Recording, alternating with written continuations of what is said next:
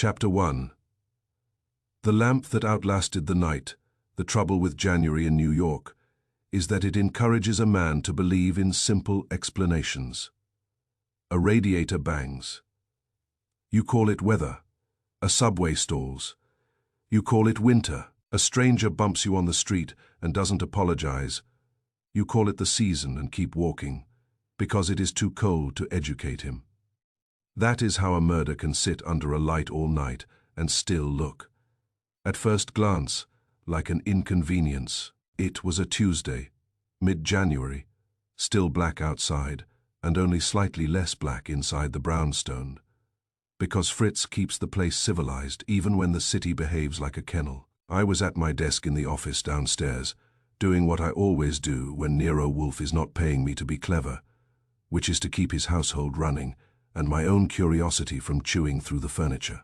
Wolfe was upstairs, of course, in the plant rooms, with Horstman hovering like a priest over the orchids. When the thermometer drops, his orchids become even more important, as if the whole island of Manhattan might freeze solid, unless he personally supervises the humidity. I had a pot of coffee on the side table, and a stack of mail I had already decided was not worth his attention. That left me with a book and a warm chair, which in January is as close as you get to paradise, without committing a crime. The doorbell rang at 6:34, a time that is offensive on principle. Fritz would normally take it, but Fritz was in the kitchen and I was closest, so I went to the hall and opened the door with the expression of a man who has been pulled from comfort by a public service. A uniformed security guard stood there, cheeks red from cold, cap in his hands as if he were in church. He was thick around the shoulders, with the kind of cautious eyes you see in men who spend their nights watching doors and hoping nothing happens that forces them to write a report. "Mr. Goodwin," he said. That surprised me, since I had never seen him. "That's me," I said. "If you're selling newspapers, the route is off today." He swallowed. "I'm not selling anything. I work at the Kessler Building. I need to see Mr. Wolfe." I did not let him in right away. Wolfe has rules. One of them is that strangers do not enter before breakfast unless they are carrying something Wolfe has already decided he wants. Another is that breakfast is sacred. A third is that I am responsible for enforcing the first two and absorbing the complaints. "What's your name?" I asked. "Sam Porter," he said. "Night security." Night security. It also suggested a problem, because night security men do not visit private detectives at dawn to discuss their dental hygiene. "Mr. Wolfe doesn't take callers this early," I told him. "Try again, when the sun is up and the world has admitted it exists." Porter's eyes widened. "A man's dead. Harold Wynne. He was found this morning, and there was a light. I mean, the lamp was on all night. It's wrong. The police are there, but they ask questions and nobody could answer. Someone told me Mr. Wolfe notices wrong things." That line sounded practiced, which made it suspicious. But his fear didn't. Fear is hard to rehearse at 6:34 in January. "Come in," I said, and let him into the hall. Fritz appeared from the kitchen, took one look at Porter's uniform, and made his face polite but wary. Fritz does not like trouble before he has served breakfast. "Wait," I told Porter, and went to the office to call upstairs. Wolfe answered on the house phone with the tone of a man interrupted in the middle of a delicate negotiation. "What?" he said. "There's a security guard here from the Kessler Building." I said, "Sam Porter. He says a man is dead and a desk lamp burned all night on the 12th floor." There was a pause, and I could hear faintly the humidity system upstairs, steady and patient. "A desk lamp," Wolfe said. "Yes, and it burned all night. That is his claim." Another pause. Wolfe dislikes being dragged from his routines by other people's excitement, but he dislikes unexplained deviations even more. "Bring him in," Wolfe said at last. "Do not embellish." I returned to the hall and led Porter to the office. Wolfe was already downstairs, which meant the lamp had done what few things can do: rearrange his morning. Wolfe sat behind his desk in his yellow chair, large and composed, looking as if he had been there all night. That is one of his gifts. He can be moved and still appear unmoved, and it makes other people nervous which is often useful. Porter sat in the red leather chair and held his cap in both hands like a confession. Wolfe looked at him. "You are Samuel Porter?" "Yes, sir." "You are employed as a security guard at the Kessler Building?" "Yes, sir." Wolfe's eyes narrowed. "You have come at an inconvenient hour. Therefore you will be concise and accurate." Porter nodded too fast. "Yes, sir," Wolfe said. "Begin." Porter took a breath. "Last night, my shift started at 4. The building's main lights shut down at 9, automatic. After that, it's emergency lights in halls, and tenants have their own office lights if they work late, but most don't. It's January. People go home," Wolfe said. "And the lamp." Porter swallowed. "At about 2, I did my round. I look up through the glass doors into the elevator lobby on 12 sometimes, because you can see light leaks under office doors. I saw a glow. Not hall lighting. A steady bright patch in one office, Harold Wynn's office." "Who is Harold Wynn?" Wolfe asked. "He's a contract reviewer," Porter said. "He works for a legal services outfit in the building. Quiet man, always polite. He stays late sometimes, but not all night." Wolfe's voice stayed calm. "Continue." Porter's hands tightened on the cap. "I checked the log. No one had signed in for that floor after 9. I checked the quick log on my terminal. It didn't show anything after 9 that looked unusual, just routine traffic. I didn't see the 1042 movement until the footage was pulled. I thought maybe someone forgot to turn off a lamp. It happens." "It happens," Wolfe said. "And did you act?" Porter hesitated. "We are not supposed to enter tenant offices unless there's an alarm or smoke or something. We can call building management, but at 2 in the morning, no one answers." Wolfe's eyes narrowed. "So you did nothing?" Porter's cheeks flushed. "I wrote it in my notes. I planned to tell the morning supervisor. Then at 6:20, cleaners found Mr. Wynn dead in his office, chair tipped, marks on his throat, no forced entry. The desk lamp was still on." Wolfe's gaze moved to me briefly, then back to Porter. "So the lamp burned from at least 9 o'clock until 6:20. "Yes, sir." "And no one admits being present?" "No one," Porter said. "Management says. The floor was empty. Tenants say they left. Everyone says they were home in bed, warm." Wolfe leaned back slightly. "Inspector Kramer?" "Yes," Porter said. "They called him. He came. He asked about the light. Nobody had answers. He got irritated. He said, if there was anything odd, mention it. I mentioned your name because a guy I know said you see patterns in strange things." Wolfe's mouth tightened. "You came because you believe a lamp is significant?" Porter nodded. "It is. It stayed on like somebody wanted it on. It was positioned right over the center of the desk, not angled like a forgotten thing, but set like work." Wolfe's eyes narrowed in the way they do when he is annoyed at the world for being sloppy. Light replaces presence when someone wants you to believe in work instead of crime. He looked at me. "Archie." "Yes." "We will accept this case," Wolfe said, "not because of the death, which is common, but because of the patience required to keep a light burning unnoticed." Porter's shoulders sagged with relief, as if he had been holding his breath since 2 a.m. Wolfe turned back to him. "You will provide the building's security logs, elevator logs, and any camera records of the relevant corridors. You will also provide the names of all individuals with access to Harold Wynn's office." Porter blinked. "I can get the logs. The camera? I don't know. The building manager controls that." Wolfe's tone sharpened. "Then you will persuade him," Porter swallowed. "Yes, sir." Wolfe dismissed him with a slight movement of his hand, and Porter stood, cap still clenched. When he left, Fritz appeared at the office door. His face was neutral, but his eyes held that silent question he uses when Wolfe disrupts the schedule. "Breakfast will be ready in 10 minutes, Fritz said. Wolfe nodded. "Excellent." The moment Fritz disappeared, I said, "You're going to the Kessler Building." Wolfe glared at me. "I am not leaving this house." "Then I am," I said. Wolfe's mouth tightened naturally. He reached for his notepad and wrote something with deliberate strokes. "You will go to the Kessler Building. You will see the office. You will see the lamp." You will see the body if it is still present. You will speak to the building manager, the cleaning staff, and anyone who claims the floor was empty. I nodded. And you want the lamp more than the corpse? Wolfe's eyes narrowed. The corpse is an outcome. The lamp is a decision. Breakfast came, and Wolfe ate with that steady concentration that makes it hard to believe he ever raises his voice. After breakfast he went upstairs to the orchids, because he never skips them, even when murder is waiting. I left with my notebook and a cab fare, and a sharp reminder that January does not care about detective work. The Kessler Building was not far, one of those Midtown slabs with a lobby that tries to look important by polishing everything. At 7:45, the place was waking up slowly. The doorman looked tired. The air smelled of radiator heat and cleaning product.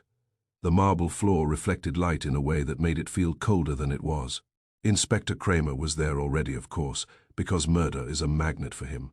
He was talking to a man in a suit who looked like he wished the building would collapse and end the conversation. Kramer saw me and scowled. "Goodwin, your boss sends you to stare at lamps." "He sends me to stare at anything that lies," I said. Kramer grunted. "Come on, he's still up there. The medical guy is finishing." We went to the elevator, and Kramer jabbed the button like it had insulted him. As we rose, he said, "It's a clean room, no forced entry, no fingerprints worth a damn. The bruise marks say strangulation, likely with hands, maybe a cloth. The chair's tipped like he fell sideways, and that lamp is sitting there like it wants applause." "That lamp got you out of bed," I said. Kramer glared. "Don't start." On 12, the corridor was dim, lit by ceiling fixtures that looked tired. A police officer stood by an open office door, and beyond it, I could see the faint glow that had started the whole thing. The office was small, a corner room with a window looking down on the city's grey morning. Harold Wynne sat slumped near his desk, chair overturned, legs twisted in an awkward angle that made my own knees complain. His face was pale. His tie was loosened. There were bruises on his throat, ugly and clear. The desk lamp was on. It was a simple adjustable lamp, nothing fancy, positioned so its pool of light fell directly on the center of the desk. Not on the edge, not off to one side, not at a careless angle. It illuminated a neat stack of papers, a pen placed beside them, and an open file folder that looked empty. I stood in the doorway for a moment, letting my eyes take in the whole picture. The office was too tidy. Not tidy like a careful man's space, but tidy like a staged idea of care. The window was closed. The blinds were half down. The wastebasket was empty, as if someone had emptied it, because they disliked the idea of trash near crime. Kramer said, "See, it's like he just worked late and died politely." "Nothing about him looks polite," I said, nodding at the bruises. Kramer grunted. "He didn't fight much, or he didn't have time." A medical examiner's man straightened and nodded to Kramer. "Time of death, roughly between 10:30 and midnight. Preliminary," he said. "Could be a little earlier, could be a little later. Room temperature is warmer than the hall." That made Kramer's eyes sharpen. "Warmer how?" The man shrugged. "Not much, but noticeable. That lamp would add some heat if it ran all night." I looked at the lamp again, and suddenly I understood what Wolfe meant by patience. Keeping a lamp on is not hard.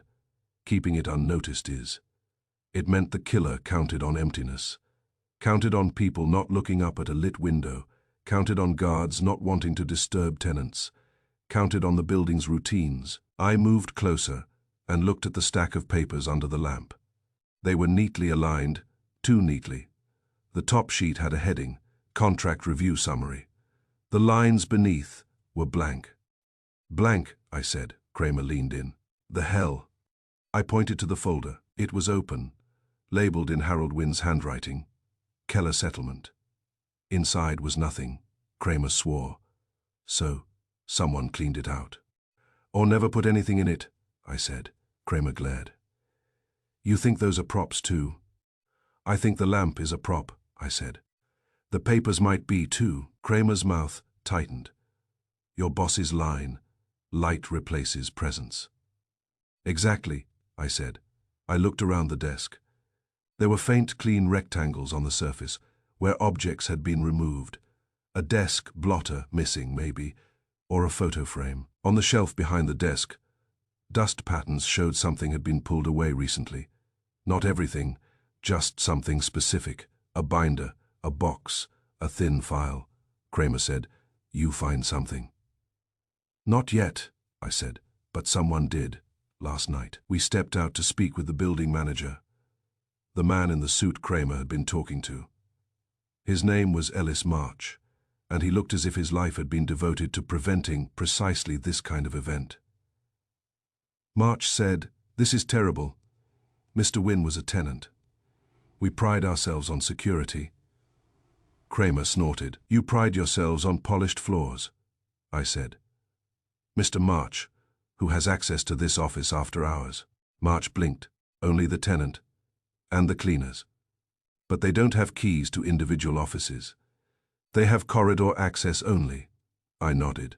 "Does Mr. Wynne's office have a key or a code?" "A key," March said. "Standard lock." "Any master keys?" I asked. March hesitated. "We have emergency access keys in a sealed box." "Sealed," Kramer said, skeptical. March stiffened. "Yes," Kramer said. "Show me." March led us to the security desk where a lockbox sat behind a panel. He opened it with a key, pulled out a sealed envelope with a strip that would show tampering. The strip looked intact. Kramer took it, examined it, and grunted. "Looks clean." "Looks," I said quietly. I asked March about cameras. March said there were cameras in the elevator lobbies and main corridors, but not inside tenant offices. I asked for footage from 9 p.m. until 6:30 a.m. specifically of the 12th floor corridor and the elevator stops. March looked nervous, then said, "The system stores it, we can pull it." Kramer said, "You will." While March went to arrange it, I spoke with the cleaners. 2 women and a man, bundled in work coats, looked tired and weary. One of the women said they arrived at 6, went floor by floor. Harold Wynne's door was closed, but there was light under it, and the lamp glow was visible through the glass panel near the top. "Did you knock?" I asked. She nodded. "We knock always." No answer.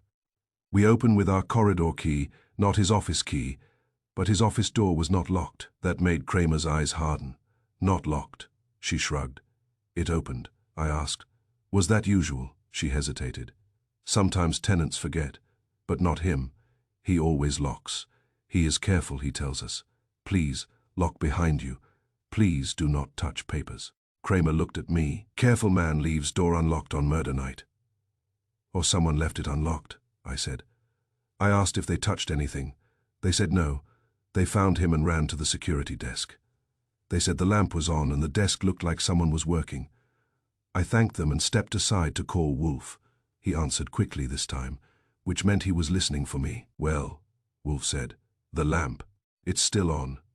I said, "Positioned to illuminate the center of the desk. Under it, a neat stack of blank forms titled Contract Review Summary. An open folder labeled Keller Settlement, empty. The wastebasket is empty. The desk has clean rectangles where something was removed." Wolfe's voice stayed calm, so the lamp illuminated nothing. "Exactly," I said. "It was a theater light. Also, the cleaners say the office door was not locked when they arrived. They claim Wynne always locked it," Wolfe said. "The killer left it unlocked so discovery would be prompt." "That's my thought," I said. "Time of death, estimated 10:30 to midnight. No forced entry, possible use of master key or a social entry.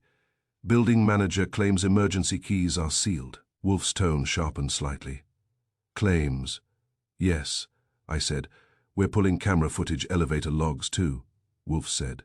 "And the lamp." "I checked it," I said. "It's a standard lamp plugged into a wall outlet. There's no timer. It would run as long as it has power, and the switch is on." Wolfe was silent for a moment. Then he said, "Archie, a lamp that burns all night is not merely a light. It is a statement. Someone wanted the office to appear occupied, to appear industrious, to appear normal within abnormal hours." "Light replaces presence," I said, Wolfe said. "Yes, find what presence is being replaced." identify what work was being imitated. The killer staged work because the true purpose of the night was theft or substitution. I nodded, though he couldn't see it. I'll find what was missing, Wolfe said. Also, find who benefits from Harold Wynne appearing to work late. If he appears to work late, his death can be explained as accident or overwork. That is absurd, but it comforts certain minds. Kramer's mind is not comforted, I said. Wolfe's voice was dry. Inspector Kramer is rarely comforted.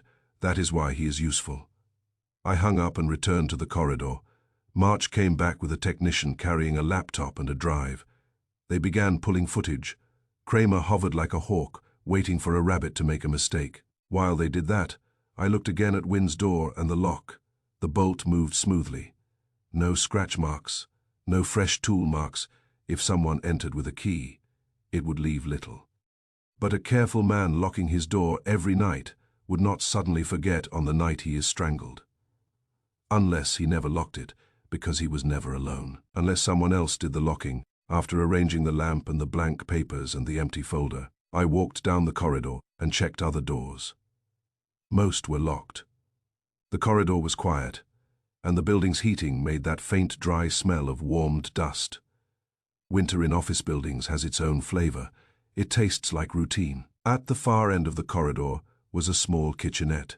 It had a sink, a microwave, and a battered coffee machine. Beside the machine was a box of stir sticks and a jar of sugar. The sugar jar lid was off, and a spoon lay beside it. Small thing, but the spoon looked freshly used, and the jar's rim had a faint smear of coffee. I stared at it a moment.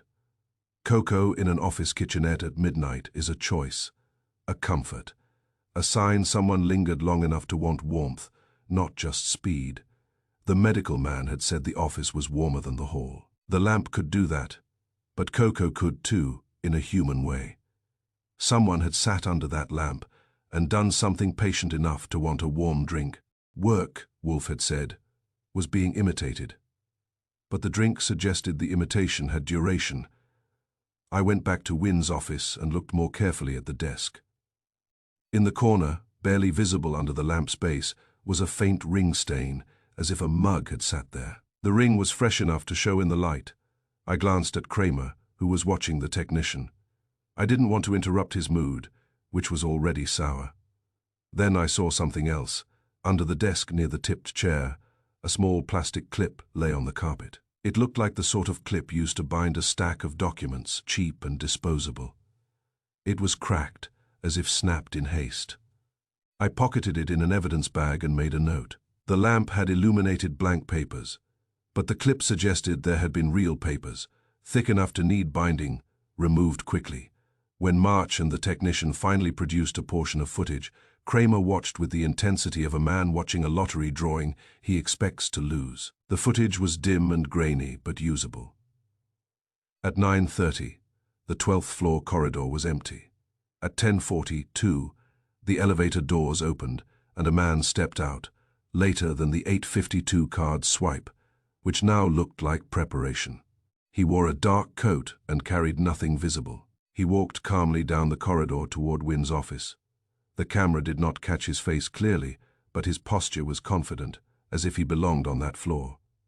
He reached Wynne's door and knocked once. Then he waited. The door opened. The man went inside. The door closed. Kramer's eyes narrowed. "Who the hell is that?" March swallowed. "We can enhance it," Kramer grunted. "You will." I watched the timestamp 10:42. That fit the death window. It also fit Wolfe's point about patience. The man did not run, he did not hide. He walked like a tenant or a manager. At 11:58, the door opened again. The same man stepped out, carrying a thin binder under his arm. He paused, looked down the corridor, then walked toward the elevator. The camera caught a brief glimpse of his hand. He wore gloves.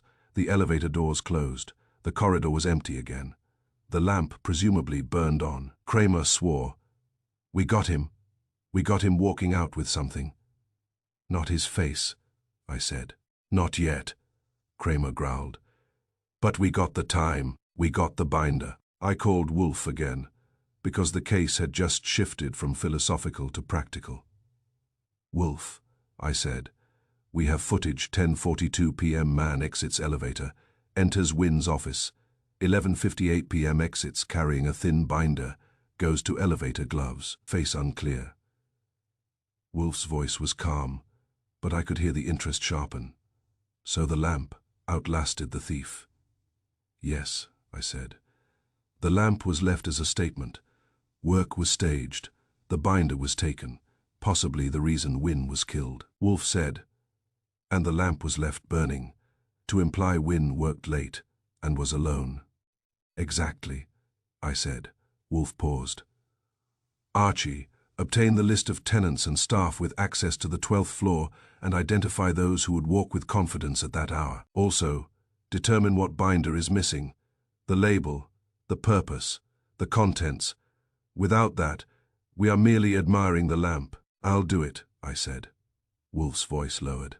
"Also, note that the killer left the office door unlocked for the cleaners. He wanted prompt discovery. Prompt discovery limits inquiry into the missing binder because attention shifts to the body. He miscalculated. We will not be diverted." I hung up and looked at Wynn's office again, at the little island of light that had burned all night.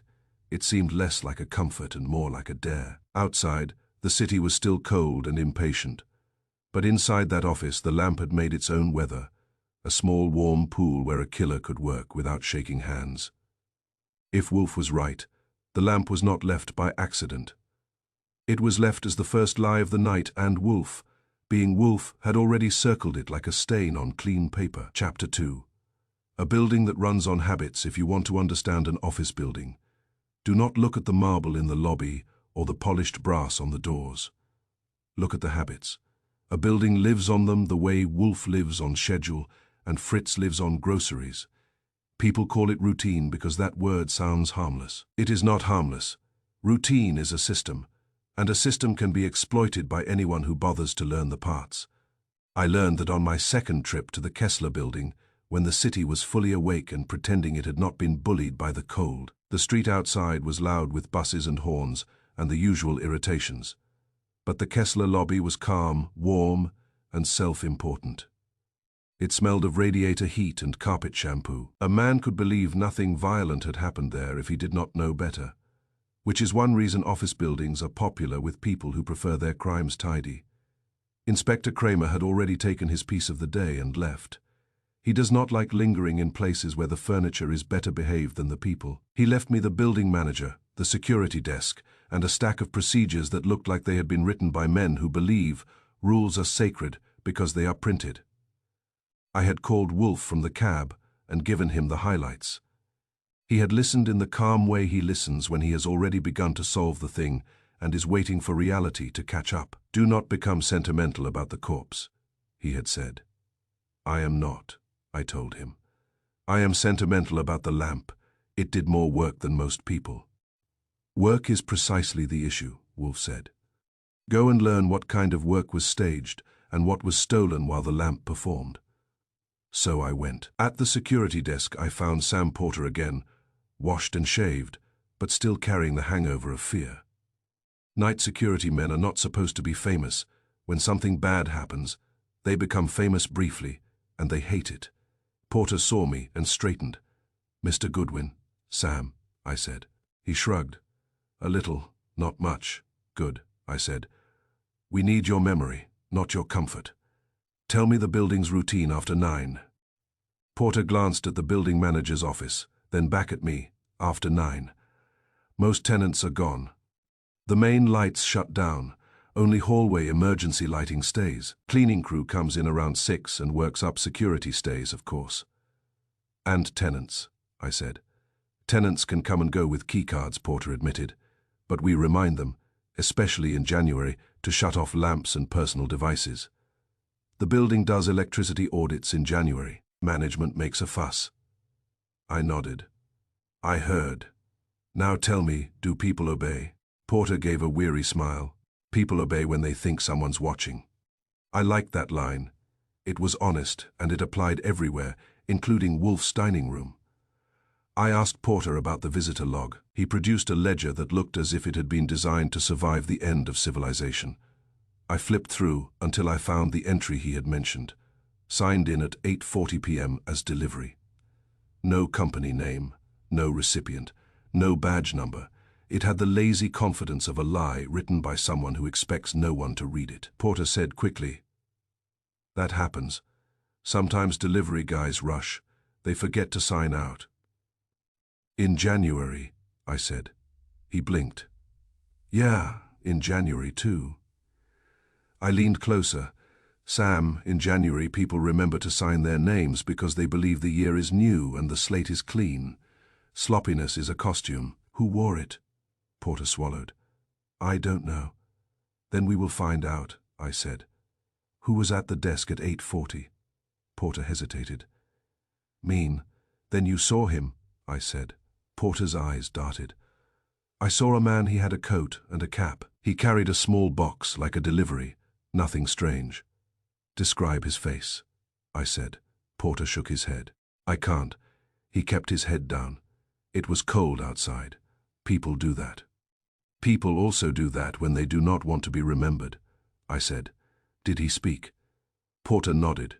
He said, "Just delivery." He sounded calm, not rushed. Calm again. That word had been floating around this case since the first footage. Calm men in late hours are either legitimate or dangerous. I left Porter and went to Ellis March, the building manager, because March looked like a man who keeps a file on everything that might cost him money. A murder costs money. March was in his office, which was furnished in the style of calm authority. He stood when I entered, offered a hand, then thought better of it. It is hard to know how friendly to be with a man who works for Nero Wolfe. "Mr. Goodwin," March said, "I have been cooperating fully." "That is excellent," I told him. "It is also mandatory." His mouth tightened. "Of course. I want the building's electricity audit memo," I said. "The one about lamps." He blinked. "Why?" "Because the lamp burned all night," I said. "And you say the building makes a fuss about lamps in January. That fuss means someone noticed, or should have noticed, an office glowing in a dark floor. I want to know who was supposed to notice." March hesitated, then opened a drawer and produced a printed memo on Kessler letterhead. It was stern and polite, which is how office buildings threaten. It reminded tenants that electricity audits begin the second week of January, that after-hours use would be reviewed, and that unnecessary draw would be charged back. I read it and nodded. "So tenants were warned?" "Yes," March said. "We remind them every year. Then leaving a lamp on is not accidental," I said. "Not for a careful man like Harold Wynne." March spread his hands. "Perhaps he forgot." "In January," I said again. March's eyes hardened. "Mr. Goodwin, I am not a detective. I manage a building, then manage it by giving me the power panel data," I said. His eyebrows rose. "We already provided what the police asked." "Now Nero Wolfe is asking," I said. "There is a difference." March sighed, the sigh of a man who realizes his day is going to be longer than he planned. He called the technician again, and within minutes they had pulled a report from the building's monitoring system. It showed energy draw by zone, a neat graph and a list of numbers. The 12th floor had been mostly quiet after 9, except for one suite. Harold Wynne's his zone showed steady draw from 9:10 p.m. to 5:58. Not spikes. Not a careless on and off, steady. "That," I said, tapping the paper, "is too consistent for an accident." March frowned. "It could be a heater." "The building shuts down main heat at 9, I reminded him. He looked uncomfortable. "Some zones have override." "Who can override?" I asked. March hesitated. "Building management, certain tenants with special agreements." "Does Harold Wynne have a special agreement?" I asked. March shook his head. "Not that I know of." "So the steady draw is the lamp, and perhaps something else," I said. March swallowed. "It appears so." I tucked the report into my folder and moved on. The building's routine was now speaking in numbers, and numbers are difficult to intimidate. Next, I went upstairs to the 12th floor offices, where the police tape had been reduced to a polite barrier. The body was gone, but the office remained, cleaned only enough to be decent. The lamp was still there, unplugged now, sitting like a prop that had finished its performance. I stood in the doorway and looked at the desk again. In daylight, it looked even more staged. The blank contract summary sheets had been removed, but the pale rectangle on the desk where something had sat was still visible. The shelf dust patterns still showed something missing. I took out my notebook and wrote what Wolfe had already told me without saying it. The lamp was a signal, but not to the police. The lamp was a signal to anyone who knew the building's habits.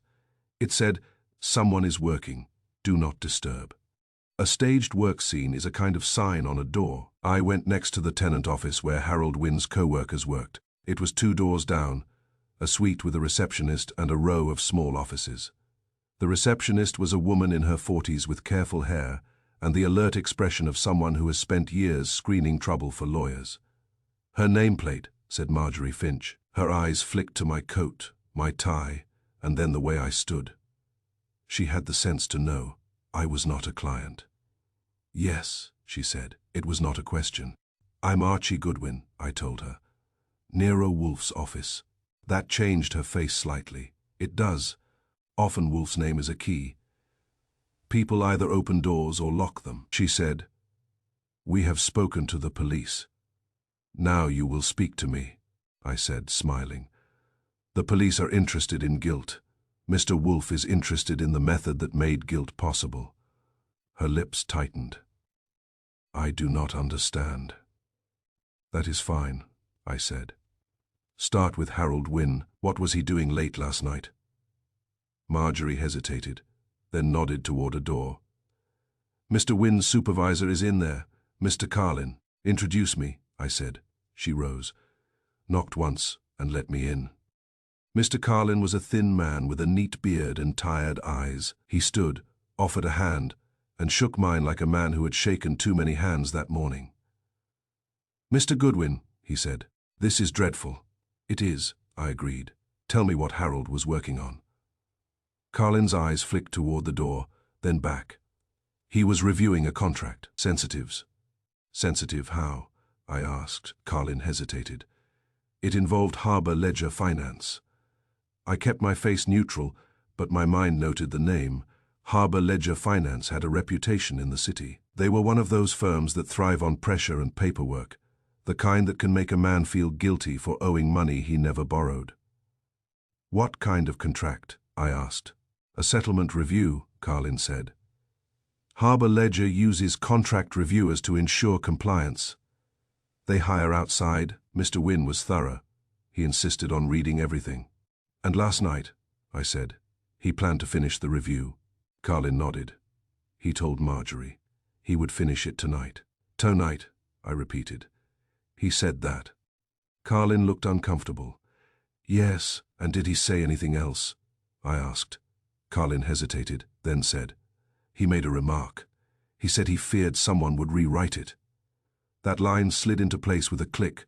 Rewrite staged work, lamp illuminating blank papers. Someone was not merely stealing. Someone was altering. Who would rewrite it? I asked. Carlin spread his hands. "I do not know. Harbor Ledger is aggressive. They push, but rewrite is a strong word." "Harold used it," I said. "Yes," Carlin admitted. I asked, "Who knew he was staying late?" Carlin said, "Marjorie knew. 2 co-workers. He mentioned it." I turned to Marjorie, who was hovering at the door, listening. "Did he seem frightened?" I asked her. Marjorie nodded slowly. "He seemed tense. Not himself. He asked me if anyone had been calling." "Calling about what?" I asked. She shook her head. He did not say. "Did anyone call?" I asked. She hesitated. "A man called around 4, asked for Harold. Harold took it in his office. When he came out, he looked pale. He said he had to finish the review tonight, and he said, 'If anyone asks, I am not here.'" Carlin stiffened. "He said that." That made Carlin's face tighten because supervisors do not like learning their staff had secrets. I asked, "Did he mention a name?" Marjorie shook her head. Number, all right, I said. Now tell me about the folder labeled Keller Settlement. Carlin's eyes widened. You saw that? I saw an empty folder, I said. Empty folders are insulting. Where is the file? Carlin swallowed. It should be in our records cabinet. Then show me, I said. He led me to a cabinet in the back, opened it and pulled out a binder. He flipped through, then froze. It is not here, he said. Marjorie made a small sound. It was there yesterday. Carlin's face went grey. It was. I asked, who has access? Carlin said. Only staff. A liaison, I said. Name. Marjorie hesitated. Gordon Vale. I kept my face neutral, but my stomach did a small cold turn. Gordon Vale again. I had met that name in an earlier case, and it was not a name I associated with innocence. In my line of work, names recur like bad pennies. Vale was here, Carlin said, surprised. Marjorie nodded. He came last week. He said he needed to review some documents. Harold did not like him. Harold said Vale pushed too hard. Carlin looked angry now because anger is easier than fear. Why didn't you tell me? Marjorie's eyes hardened. I assumed you knew. I asked, was Vale scheduled to come last night? Marjorie shook her head. Number. Then Harold's fear of rewriting makes sense, I said. Carlin stared at me. You think Harbor Ledger did this? I think someone wanted a contract rewritten, I said, and someone wanted the building quiet enough to do it. I left them with their shock and went back to the lobby because I needed to check something else about habits. A building that runs on habits also runs on exceptions, and exceptions are where liars hide. I found Sam Porter again. He looked anxious now, as if he could feel the case tightening. Sam, I said, tell me about the sign in at 8:40 delivery. Did you issue a badge? Porter hesitated. Number sometimes delivery just goes up if the tenant says it is okay. In January, I said. He flushed. It was busy. People coming in late. I did not think. Sloppiness is a costume, I reminded him, and someone wore it. Porter swallowed. Maybe. I leaned in slightly. When you made your rounds at 2 and saw the lamp, did you call anyone? Porter shook his head. Number. I wrote it down. Show me your notes, I said. He pulled out a small notebook. His handwriting was neat. At 2:03, he had written 12F office light under win door. Desk lamp, he had added. Report to morning, nothing else. I asked. Were there any other lights on? Porter shook his head. Number, that is why it stood out. So the lamp was not part of a general after. Hawes' work spree, it was isolated. That meant it was designed to be isolated. A single light in a dark floor can either attract attention or ward it off, depending on how people interpret it. If people interpret it as legitimate work, they avoid disturbing it. If they interpret it as suspicious, they investigate. The killer counted on the first interpretation. I went outside and called Wolfe. He answered at once, which suggested he had been waiting for my report the way a cat waits for a mouse to forget it is being hunted. Wolfe, I said. The building runs on routine. After 9, only security and cleaning. Electricity audits begin in January. Tenants reminded to shut off lamps. Yet power panel shows steady draw from wind suite from 9:10 p.m. to 5:58 a.m. Consistent, not accidental. Good, Wolfe said. Continue. Harold Wynne was reviewing a sensitive settlement contract tied to Harbor Ledger Finance. I said, his supervisor confirms it, receptionist. Says Wynne planned to finish the review tonight. Also, Wynne said he feared someone would rewrite it. Wolfe's voice hardened. Rewrite, an excellent word. An empty folder labeled Keller Settlement was on his desk, I said. The binder is now missing from their records cabinet. The receptionist says Harbor Ledger has a liaison who visits sometimes. Name is Gordon Vale. There was a pause, and I could hear in my mind Wolfe's fingers steepling. Gordon Vale, Wolfe said at last. That name is not unknown to me. I figured, I said. Wolfe's tone sharpened. Do not assume identity equals guilt, but do assume Gordon Vale equals pressure. I do, I said. Also, Security log shows a visitor signed in at 8:40 as delivery. No sign out, porter claims. It is oversight. You will enjoy this part. I do not enjoy oversights, Wolfe said. In January, I added. Wolfe snorted softly. In January, people obsess over rules. Sloppiness is a costume. You said it, I replied. And you will treat the lamp like a fingerprint, Wolfe continued, voice steady. Who could keep it lit and keep the building quiet? That is the assignment, I said, Wolfe said. Return. We will speak further when you have the list of those with access to Wynn's office and the names involved in this contract review. Also obtain the elevator logs for the period and the camera enhancement. The man who walked calmly at 10:42 knew the building and knew it would not question a light. Yes, I said. Wolfe's voice softened slightly, which means he was thinking about food. Also, Archie, tell Fritz I will have supper at the usual time. Murder is not an excuse for delay. Your orchids would agree, I said. Wolfe hung up, which is his way of acknowledging humor without encouraging it. I stood for a moment on the sidewalk, letting the cold slap sense into me. The Kessler Building behind me was a machine of habits, lights off at 9 security rounds, cleaning at dawn memos about electricity, and people who believe printed rules create safety. Somebody had used those habits like tools. Somebody had left one lamp burning as an island of legitimacy in a dark floor. Somebody had counted on a guard's reluctance to disturb tenants and a building manager's faith in sealed envelopes.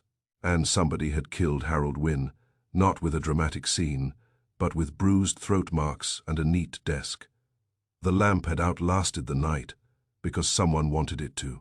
Now my job was to figure out who had that patience, that access, and that specific need to rewrite a contract. In January, sloppiness is a costume, Wolfe had said. The question was, who wore it and who stitched it? Chapter 3. No one uses it. Yet it was used by the time I got back to the Kessler Building for my third look. I had learned 2 things that winter teaches quickly. First, a man can freeze on a sidewalk and still sweat under his collar if he is thinking hard enough. Second, an office building is never really empty. It only changes which kind of life it allows to move without being challenged. The 12th floor looked ordinary in daylight, which was an insult. Murder should leave a scorch mark. This one had left a desk lamp and a quiet corridor, like a polite apology written in pencil. Ellis March, the building manager, met me at the elevator. He had the same expression he had used earlier, which was the expression of a man who has decided he is the victim of everyone else's problems. Mr. Goodwin, he said, already tired. Inspector Kramer has been here twice. Are you certain we must continue disrupting the tenants? I'm certain you must continue cooperating, I told him. Disruption is temporary. Homicide is not. He made a small sound that might have been agreement if it had not been mixed with resentment, and led me down the corridor toward Harold Wynn's office, the police officer stationed there. The first time had been replaced by a younger one with a sharper gaze, which meant Kramer had decided the case was not going to evaporate politely. The door to Wynn's office stood open. The body was gone, thank God, because even a seasoned appetite gets offended by bruised throat marks at breakfast hours. The lamp was still there, but now it was unplugged, sitting in the same position as before, as if the room itself refused to let it move. The air smelled faintly of stale coffee and that warmed, dust scent that comes from old vents when heat runs long enough to wake up the dirt. The desk looked too clean. Clean desks in offices are like clean hands in politics. They always mean something. I stepped inside and stood in front of the desk without touching anything. The surface had been wiped, not by the cleaners. Cleaners wipe lazily, leaving streaks and damp corners. This wipe was thorough, the kind done by someone who dislikes, leaving even the impression of a mistake.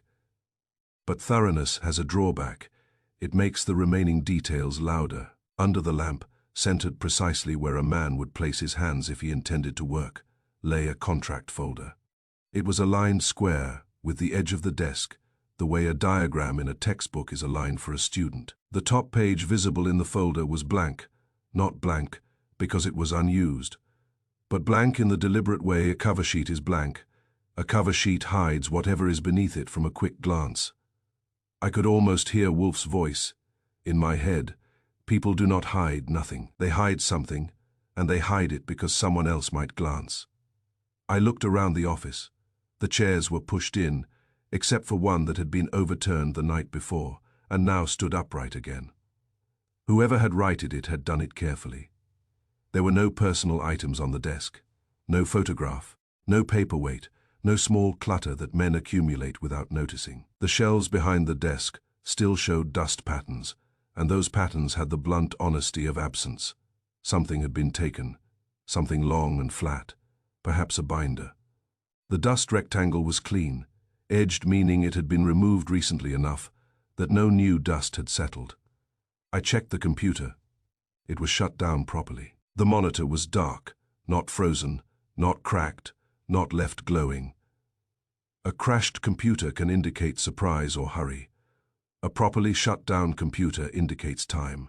It indicates that after whatever happened, someone sat there long enough to end tasks, close windows, and leave no obvious digital mess. That, in itself, was a confession. I heard steps in the corridor and turned to see Inspector Kramer entering without ceremony. He did not say hello. Kramer believes greetings are a waste of breath unless you intend to use them as evidence. "You find anything?" he grunted. "I found neatness," I said. "It's practically shouting," he snorted. "Neatness ain't evidence." "It is when it doesn't belong," I replied. Kramer moved toward the desk, then stopped short of touching it, which was progress for him. He stared at the contract folder. "That there was there before," he said. "It was," I said. "But look at the top page." Kramer leaned closer. "Blank." "Yes," I said. "A cover." Someone wanted a quick glance to see work. Not content. Kramer's face tightened. "You got a reason?" "I have several," I said. "First, the lamp. Second, the blank cover. Third, the computer shut down properly. Fourth, the cleaners avoided the office because the light made them think someone was inside. That means the lamp wasn't negligence. It was instruction." Kramer grunted. "Cleaning supervisor told you that." "She did," I said. "She said, they're told not to disturb tenants. Light equals tenant. Tenant equals do not enter. The lamp is a sign on the door that says keep out." Kramer's eyes narrowed. "So the killer leaves the lamp on so nobody walks in and sees him cleaning up." "Or sees him working," I said. Kramer looked at me. "Working on what?" "That is the question," I said, "and you don't answer it by swearing at the lamp." Kramer's expression grew sourer. "Medical guy nailed time of death, between 11:30 and 1. Bruises on the throat say hands or cloth. No sign of a struggle. Wynne either trusted whoever was close enough to touch him, or he didn't have time to protest." "Between 11:30 and 1, I repeated. "Yet the lamp stayed on till almost 6. Kramer nodded. "Power panel shows draw steady till 5:58, meaning either someone remained after the murder," I said, "or someone wanted everyone to believe someone remained." Kramer looked toward the door. "What's the difference?" "The difference is whether the work happened after the murder," I said. "If it did, the killer is patient. Patient killers do more than escape, they edit." Kramer grunted. "Wolfe's word. He's good with words," I said. "You're good with handcuffs between you, we might manage." Kramer made a face, which for him is a concession.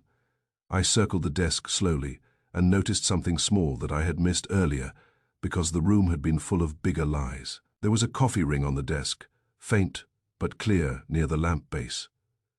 Coffee ring stains usually sit alone, the way bad habits do. This one overlapped an older stain, slightly darker, slightly more blurred. It looked as if someone had placed a mug precisely where another mug had been before. That may sound like madness, but when you spend years watching Wolfe solve murders from a chair, you develop respect for madness in the service of logic. I pointed at it. "See that?" Kramer leaned in. "A coffee ring." "2 coffee rings," I said, "overlapping." "So somebody drinks coffee," Kramer said. "I drink coffee," I said. I also move my mug without measuring. This overlap is too exact.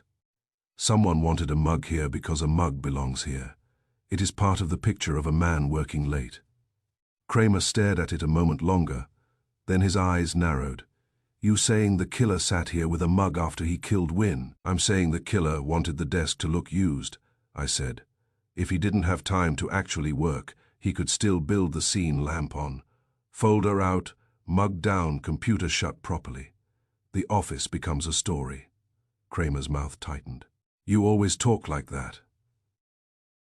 It keeps me warm, I said. Kramer's phone buzzed.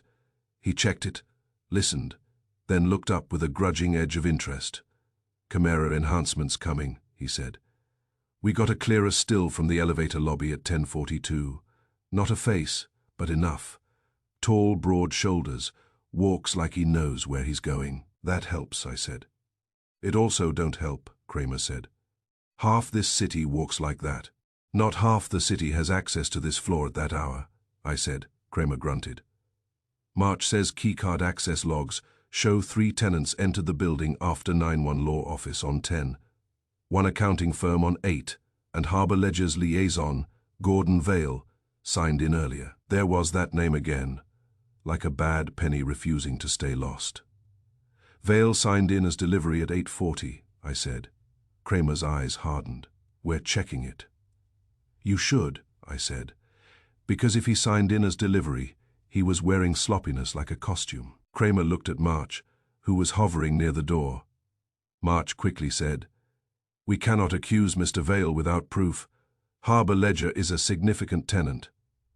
Kramer snapped. You can't accuse nobody without proof. That don't stop me from looking. I said, March, the sloppiest thing in your building is not a murder. It's your belief that significant tenants obey the rules because they pay rent. March flushed. We enforce policy. In January, I said. He stiffened. Yes. Then why did a man sign in as delivery and never sign out? I asked. March opened his mouth, closed it, and then said weakly, oversight. I smiled. That word is going to hurt you. Kramer waved March out with a jerk of his head. March left, relieved to escape the conversation's heat. Kramer turned back to me. You going to call Wolfe? I always call Wolfe, I said. It's part of my charm. I stepped to the side and phoned the brownstone. Wolfe answered, and I could hear faintly in the background the soft hiss of the plant room system. The orchids were being indulged, which meant Wolfe was calm. We're port, Wolfe said. I'm in Wynne's office again, I said. Desk cleared except for a contract folder aligned under the lamp. Top page blank, likely a cover sheet to hide content from quick glances. Computer shut down properly, suggesting time. Medical estimate tightened to between 11:30 and 1. Lamp stayed on until 5:58. There's a coffee ring overlapping an older stain, placed too precisely. It looks staged, like someone simulated work after the murder. Wolfe was silent a beat. Then, Good, continue. The cleaning supervisor admitted they avoided the lit office, I said. They assumed a tenant was inside and are instructed not to disturb tenants. Lamp equals do, not enter sign. It worked. Wolfe's voice cooled. Of course, that is the entire purpose. Anything else? Kramer says, access logs show a visitor signed in at 8:40 as delivery and never signed out, I said. Guard calls it oversight. You will hate that. I do, Wolfe said. And the co-workers confirm Wynne was reviewing a sensitive settlement contract tied to Harbor Ledger finance. Wynne said he feared someone would rewrite it. The binder labeled Keller Settlement is missing from their records cabinet, and the Harbor Ledger liaison's name is Gordon Vale. There was a pause, and I could picture Wolfe's eyes narrowing. Gordon Vale again, Wolfe said. Yes, I said, but I won't convict him with my imagination yet. Wolfe's voice sharpened. Do not attempt to be amusing, Focus. If the contract was to be rewritten, the motive may be to alter obligations, liability, or evidence of coercion. The lamp suggests the rewriting occurred after hours, in the office under the cover of legitimate work. Therefore, we must identify who would benefit from a rewritten contract and who had the access to do it. I said, "We need the original." "We need proof of alteration," Wolfe corrected. "The original may no longer exist." "You always have to ruin my optimism," I said. Wolfe ignored that. "Bring me the list of all individuals with keycard access after 9, the visitor, log entry details, and any record of Harbour Ledger's contract review processes. Also determine whether Wynne had copies, drafts, or notes elsewhere. Perhaps at home, a careful man does not trust one folder." "Understood," I said. Wolfe's voice lowered slightly. "Archie, observe something. The killer left the lamp burning until nearly 6. That is not merely to deter cleaners.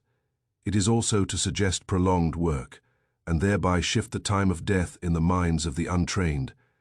They will believe Wynne worked late, perhaps fell ill, perhaps struggled with something. They will not imagine a murderer sat under the lamp, like a clerk. Unless they've met you," I said. "Precisely," Wolfe replied, and hung up. When I returned to Kramer, he was staring at the contract folder as if it might confess if he glowered hard enough. "We got something else," he said. "The cleaning crew supervisor. She says at about 3 in the morning she saw light under that door and kept moving. She told a cleaner not to knock, because tenants get nasty." "That is Wolfe's point," I said. The lamp stopped inquiry. "And we got a statement from a guard upstairs, says he smelled coffee around midnight near the 12th floor kitchenette." "Coffee smells travel," I said, "but coffee decisions don't." Kramer stared at me. "You're making me talk like you." "I'm a bad influence," I said. He asked to see the kitchenette, and Kramer shrugged and followed. It was still the same, with the coffee machine, sugar jar, and cheap stir sticks. The sugar jar lid had been replaced now, and the spoon was gone. But the faint cocoa smear on the rim remained, the sort of detail that cleaners miss because they are human. I said, "Someone made a warm drink." Kramer shrugged. "So they were comfortable," I said. "Comfort takes time. A murderer in a hurry doesn't stop for sugar." Kramer's mouth tightened. "Unless he's a damn lunatic." "Or a man doing paperwork," I said. Wolfe would say the difference between lunacy and calculation is results. We went back to Wynne's office. I stood in the doorway again and let the staged calm wash over me. Whoever did this wanted the office to appear inhabited, orderly, purposeful. That meant he expected people to look, but not too closely. He expected a guard to notice light and shrug. He expected cleaners to see light and avoid.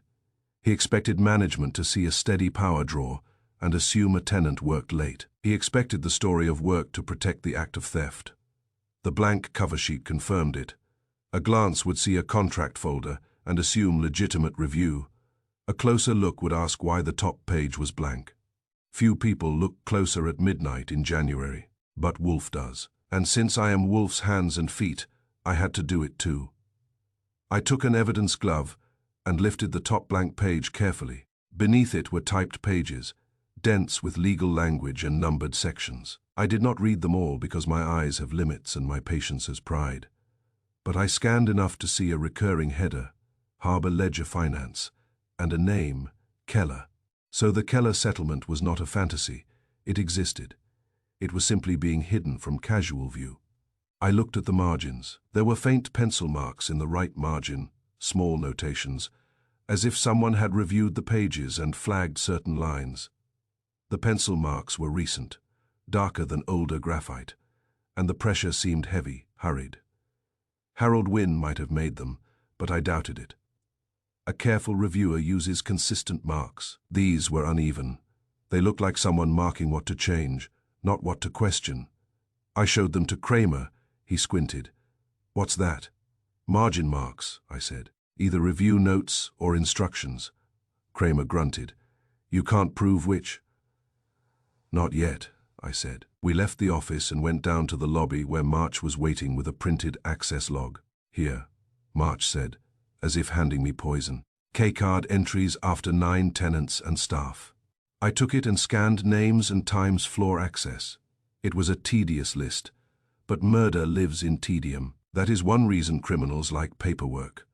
Most people do not look at it long enough to see the blood. I saw Harbor Ledger Finance listed, not a person's name, but the tenant suite. Keycard used at 10:38, elevator to 12 at 10:41. That fit the footage, that fit the timeline. That fit the staged work. Kramer leaned over my shoulder and saw it too. He looked at March. Who has that card? March swallowed. Harbor Ledger's liaison has access. Gordon Vale. Also their office manager, perhaps. Kramer's jaw tightened. Get me that office manager's name. March stammered. I will. I folded the log and tucked it away. Kramer looked at me. It's pointing. It's pointing, I agreed. But Wolfe will want it to speak. Kramer snorted. Wolfe always wants everything to talk. That's because he listens, I said. On the way out, the cold hit again, and I found myself thinking about that lamp. A small thing, a common thing, a cheap island of light in a dark floor. It had done exactly what it was meant to do. It had kept the building quiet. It had kept the cleaners moving. It had kept the story of work alive long enough for a killer to finish whatever he came for. No one uses it, Wolfe had said, yet it was used. And now we had the beginnings of who used it, and why. Back at the brownstone, Wolfe would sit in his chair, warm and immovable, and he would translate this glowing night into motive and method. But for now, walking down the street with my collar up against January, I could already see the shape of it.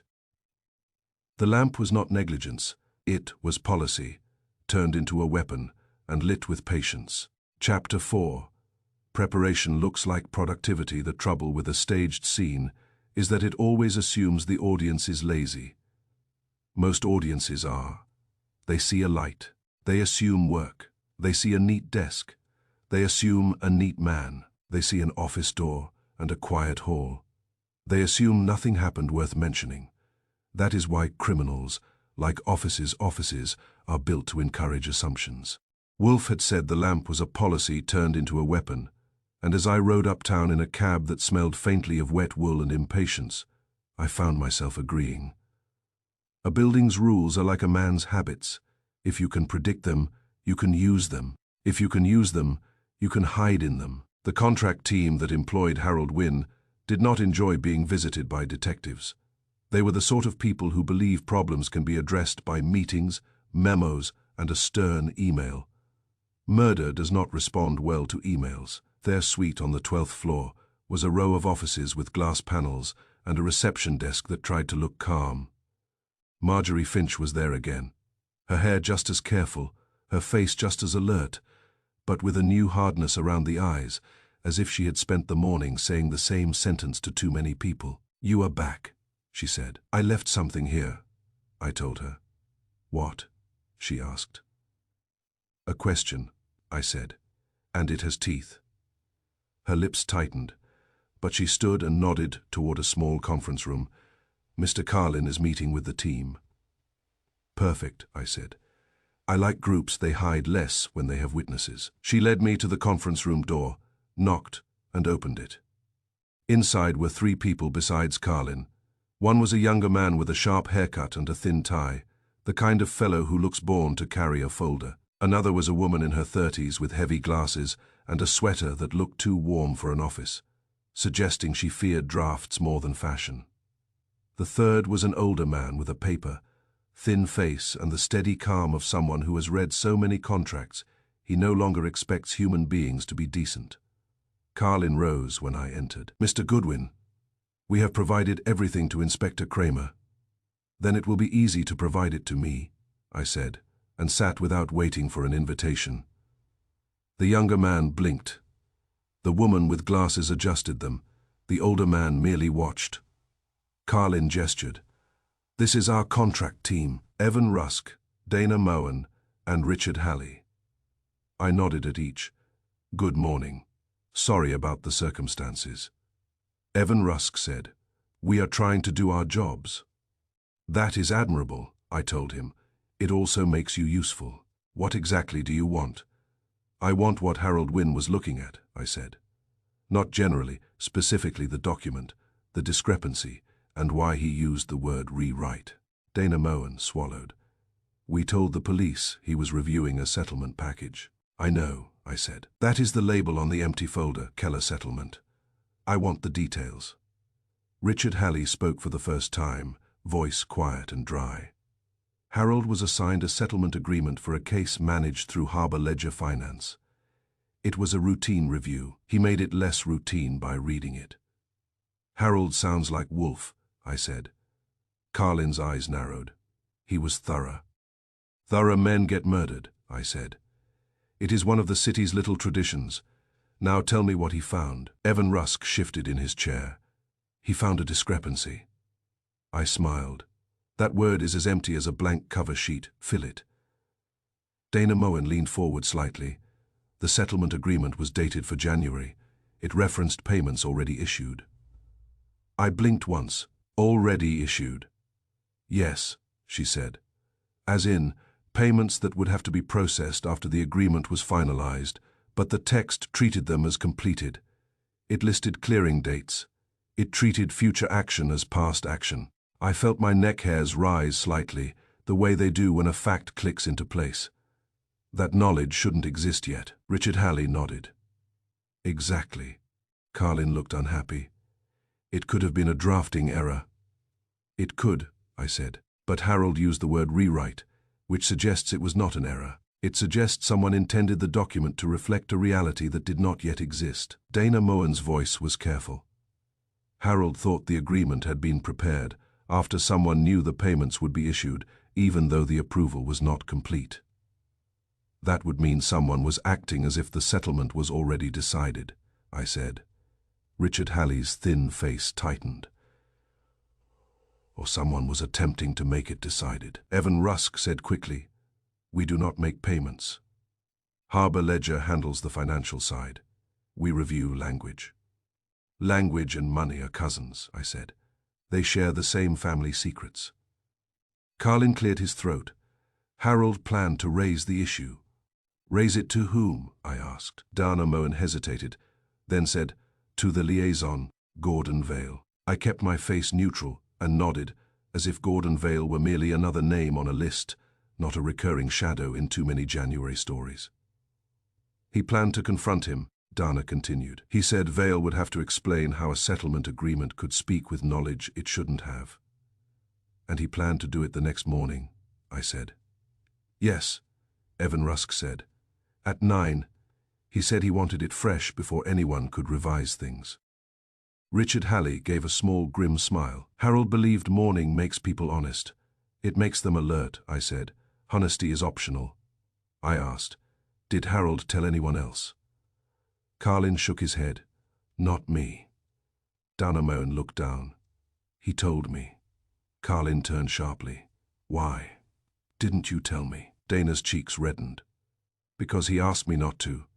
He said if he told supervisors, it would become a meeting, and meetings become delays. I liked Harold Wynne more by the minute. Even Rusk said. Harold said, Vale had a habit of smoothing things, of pressuring reviewers to accept certain phrasing. Richard Halley's voice stayed dry. Pressure is not always loud. Sometimes it is polite. I nodded. That is Wolfe's favorite kind. I stood. Now I want to see the document. Carlin blinked. We do not have it. The binder is missing. I know, I said. So we will work with what remains. Where are Harold's drafts? Dana Moen swallowed. He kept notes. Not in his office, I said. No, she admitted. He sometimes typed notes at home because he said the office network was too visible. That is a careful man, I said, which makes last night even less accidental. Carlin's face tightened. Are you suggesting someone killed him for a contract draft? I am suggesting someone killed him to prevent a contract draft from being questioned, I said, and possibly to retrieve something that would prove the question. Evan Rusk shifted again. We can provide copies of prior drafts from our system. Yes, I said. You will, and you will also provide every email Harold sent or received about the Keller settlement, especially anything involving Gordon Vale. Carlin nodded reluctantly. We will cooperate. Excellent, I said. Cooperation is always most attractive when it is unavoidable. I left them, and went back to the corridor, where Ellis March was waiting, with the look of a man trying to decide whether I was more dangerous than the murder. "You are causing unrest," he said. "I am revealing it," I corrected. Unrest was here already. It simply wore a tie. March's lips tightened. "Inspector Kramer asked for our elevator logs. We provided them." "I want them too," I said. "And I want the visitor sign in sheets from the last 2 weeks." March frowned. 2 weeks. "Yes," I said. "Because habits do not begin on the night of a murder. They begin earlier." He sighed and nodded, then led me back toward the security desk. Kramer was there again, which meant the case had annoyed him enough to make him circle back. He was talking to Porter, and Porter looked trapped between duty and fear. Kramer saw me and grunted. "Goodwin, Vale's alibi just took a hit." "I like hits," I said. "What kind?" Kramer jabbed a thick finger at a printed log. "Vale says he left the building at 7:30. Elevator log shows a trip to 12 at 8:52. That's a nice little contradiction." I took the paper and looked. The log was clean, printed, time-stamped, the kind of thing a liar hates, because it has no imagination. 8:52 p.m., elevator from lobby to 12. Card used. Harbor Ledger tenant access. A setup run, maybe bulb lamp staging, long before the 10:42 visit the camera caught. "Did Vale have the card?" I asked. Porter swallowed. "He does sometimes. He comes in and out." Kramer's eyes narrowed. "Sometimes in January, after 9 shutdown warnings." Porter shifted. "He says he's working." Kramer grunted. He was. He just wasn't working the way the memo intended. I looked at March. Visitor sign. In 8:40 delivery, careful hand. I want to see it. March hesitated. Then nodded, pulling out the ledger. I flipped to the page. The entry was there, exactly as Porter had said. But seeing it in person made my skin prickle. The word delivery was written with careful, controlled strokes. Not the rushed scrawl of a courier. Not the messy print of a bored guard. It looked like a man writing a role, not a fact. Kramer said. "We compared it to older forms. Vale signed a service request last month. Same hand." March stiffened. "That is not definitive." Kramer glared. "It's damn suggestive." I studied it a moment longer. The loops, the angle, the spacing. It had that tight control you see in people who like procedures, because procedures excuse them from explaining themselves. "Criminals love roles that don't need names," I said. Kramer looked at me. "What's that?" "Wolfe's line," I said. "Delivery, maintenance, messenger, roles that let you move without identity." Kramer grunted. "Wolfe's got a line for everything." "Except his bill," I said. "That is always the same." Kramer ignored it and motioned me to follow him back upstairs. Inside Wynn's office, Kramer showed me something small that I had missed, because I do not usually examine lamp switches as if they were jewelry. "Lab tech checked the lamp," he said. "Found faint waxy residue on the switch." "Waxy," I repeated. "Like glove coating," Kramer said. "Thin gloves. The kind people wear when they don't want prints but still want dexterity." I leaned closer. The residue was nearly invisible, but under a flashlight, it caught light with a dull sheen. "So someone touched the lamp deliberately," I said. "Not just once, but enough to leave a trace." Kramer nodded. "Also, bulbs new, brand new, brighter than the standard ones tenants use. Building maintenance says it was installed recently." I stared at the lamp, and the picture sharpened. Not just light, but visibility. If the bulb was brighter, the glow under the door would be stronger. The message would be louder, occupied, do not enter. "Someone who planned the sign," Kramer said. "You think Vale did that too?" "I think someone prepared the office to look occupied long enough to control when it would be discovered," I said. "That's your boss's conclusion," Kramer said. "It is also mine," I told him. "And it's getting uncomfortable how often we agree." Kramer snorted. "Don't get used to it." We left the office and headed back to the lobby. I called Wolfe from near the elevator because I didn't want to wait. When Wolfe is collecting pieces, time matters. Not 5 minutes. This time, but the broader kind of time that lets a criminal think he has gotten away with something. Wolfe answered with a sound that was not quite impatience and not quite interest, the tone he uses when he is pretending he did not want the call. Archie, Wolfe, preparation is starting to look like productivity, I said. Explain, Wolfe said. Knowledge that shouldn't exist yet. A pause. Wolfe was thinking. I could almost hear him rearranging facts like orchids on a bench. Continue, he said.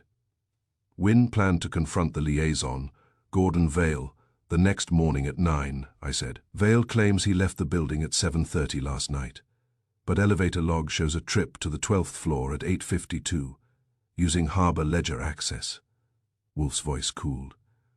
So Mr. Vale's manners are poor? Visitor sign, in at 8:40 shows delivery, written in a careful hand-matching Vale's handwriting on older forms, I said. Also, lab found faint waxy residue on the lamp switch, consistent with thin gloves, and the bulb is brand new, installed recently, brighter than standard. Someone planned visibility, not merely light. Wolfe's voice went quiet, which is when it becomes most dangerous.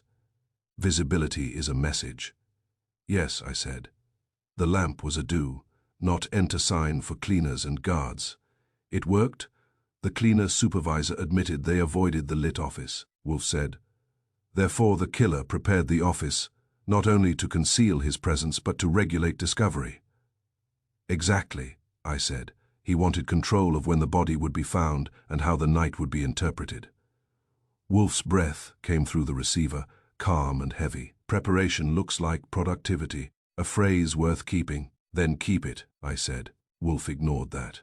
Now, Archie, you will secure the contract team's system drafts and all communications involving Keller settlement and harbor ledger. The discrepancy regarding payments suggests foreknowledge. That foreknowledge must originate somewhere. It will not originate in thin air. I'm already on it, I said. And Mr. Vale, Wolfe continued, do not confront him directly yet. A man who stages light will also stage language. We will not offer him a rehearsal. Understood, I said. Wolfe added. Also, the new bulb. Determine who could access replacement bulbs on that floor. Building maintenance, cleaning staff, or a tenant with sufficient arrogance. I'll ask, I said. Wolfe said. Good. Return with the names. I will dine at the proper hour. Your appetite is one of your more admirable consistencies, I told him. Wolfe hung up. I stood in the lobby for a moment, watching people come and go through revolving doors, each of them carrying their own small private obligations, their own schedules and excuses. Outside, the street was winter, grey and impatient, and inside, the building was warm and polished, pretending it was immune to violence because its floors were clean. The lamp had been brighter than it needed to be. That was the part that stayed with me. A man who leaves a lamp on by accident does not replace the bulb first. A man who plans a lamp replaces the bulb because he wants the message to be read through a closed door. That is what Wolfe meant by patience. Not patience as in waiting. Patience as in preparation.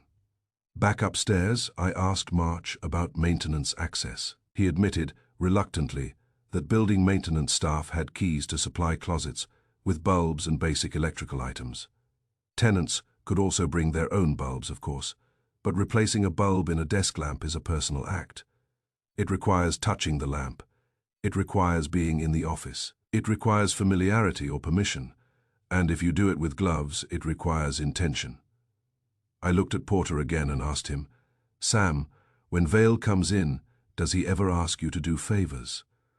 Porter's eyes widened slightly. He asks questions. Questions, I repeated. About procedures, Porter said. About when cleaning comes, about when lights shut down, about the electricity audits. He says he's trying to avoid trouble. By learning exactly how to cause it, I murmured. Porter swallowed. He's polite. So is a boa constrictor, I said. Porter blinked. Unsure whether I was joking, I was not entirely sure either.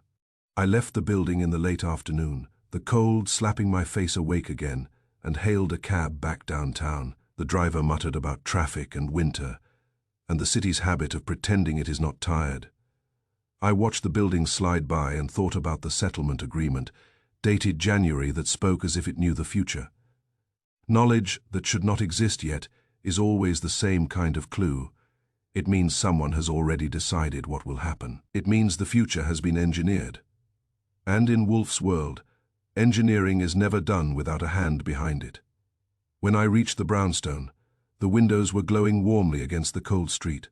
Fritz's kitchen smells drifted out like an invitation. Inside, Wolfe would be in his chair, massive and calm, and above him the orchids would sit in their warm rooms, stubbornly alive. A murderer had built a warm room of his own on the 12th floor of Kessler Building, using nothing more exotic than a brighter bulb and the human habit of not disturbing a lighted office. Now all we had to do was prove whose hand turned the switch, and what they were rewriting while it burned. Chapter 5. Light replaces presence. When Wolfe wants a thing done minute by minute, he does not go to the scene. He stays in his chair, allows Fritz to keep him fed, allows the man in the plant rooms to keep his orchids warm, and allows me to run around New York, accumulating the kind of facts that can be stacked like bricks. Wolfe's comfort is not laziness. It is method. He knows that if you gather enough hard facts, the soft parts of a case cannot survive. I was back in the office by late morning with a folder of logs that weighed as much as a respectable ham. I brought them to the brownstone and dumped them on Wolfe's desk with a satisfaction that was partly physical. Paper has a pleasing heaviness when it represents other people's trouble. Wolfe looked at the stack, then at me. You have made progress. I have made exercise, I said. Progress is your department. He did not smile. He rarely smiles when a case is moving correctly, because satisfaction is a kind of indulgence and Wolfe dislikes indulgence that does not involve food. Begin, he said. I sat in the red leather chair and opened my notebook. I did not need Wolfe to tell me to be exact. He likes exactness the way the rest of us like fresh air. Keycard access and elevator logs first, I said. Harbor ledger tenant access used at 10:38. Elevator from lobby to 12 at 10:41. The elevator system shows no other trips to 12 after that until cleaning staff arrive around 6. Wolfe's eyes narrowed slightly. And the visitor log. Visitor log shows delivery signed in at 8:40 and never signed out. Handwriting matches Gordon Vale's older forms. Wolfe made a small sound, like a man acknowledging a mosquito he intends to kill later. Power draw, I continued. Building monitoring shows steady draw from Harold Wynn's suite, from 9:10 p.m. to 5:58 a.m. No spikes, no fluctuations. The only consistent draw is consistent with a desk lamp and perhaps the computer and a small device, but nothing else that cycles. Wolfe steepled his fingers, so no one moved around, turning things on and off. No one who was sloppy, I said. If somebody had made coffee, used a copier, ran a heater, we would have seen fluctuation, but the draw stays nearly level. It is as if the lamp is doing all the talking. Wolfe's gaze drifted, not to the papers, but to the idea behind them. Light replaces presence, he said. Yes, I replied. A lit office says occupied. Occupied says do not disturb. It kept the cleaners out. It kept the guard from knocking. It kept everyone polite. Wolfe's mouth tightened with something that was close to contempt. Politeness is the ally of many crimes. I nodded. The lamp could have been turned on at 9:10. Harold killed sometime after, and the killer left. The light then did the remaining work of keeping the office undisturbed. It is a steady beacon without a man behind it. Wolfe's eyes returned to me. Then the question is why he desired delay until morning. That's where the contract comes in, I said, and I pulled from my folder the photographs Kramer's man had taken of the Keller settlement package. The police had been careful enough to let me see it under supervision, which was a sign the case was no longer a routine office killing. It had grown teeth. I laid the photos on Wolfe's desk. One showed the contract folder under the lamp with the blank cover sheet. Another showed a close-up of the staple line in the upper left corner. Look at the staples, I said. Wolfe leaned forward a fraction. That fraction, for Wolfe, is a dramatic gesture. The contract packet has fresh staples, I said. Bright metal, new bend, but the staple holes beneath are older, slightly misaligned. The holes don't match the current staple position.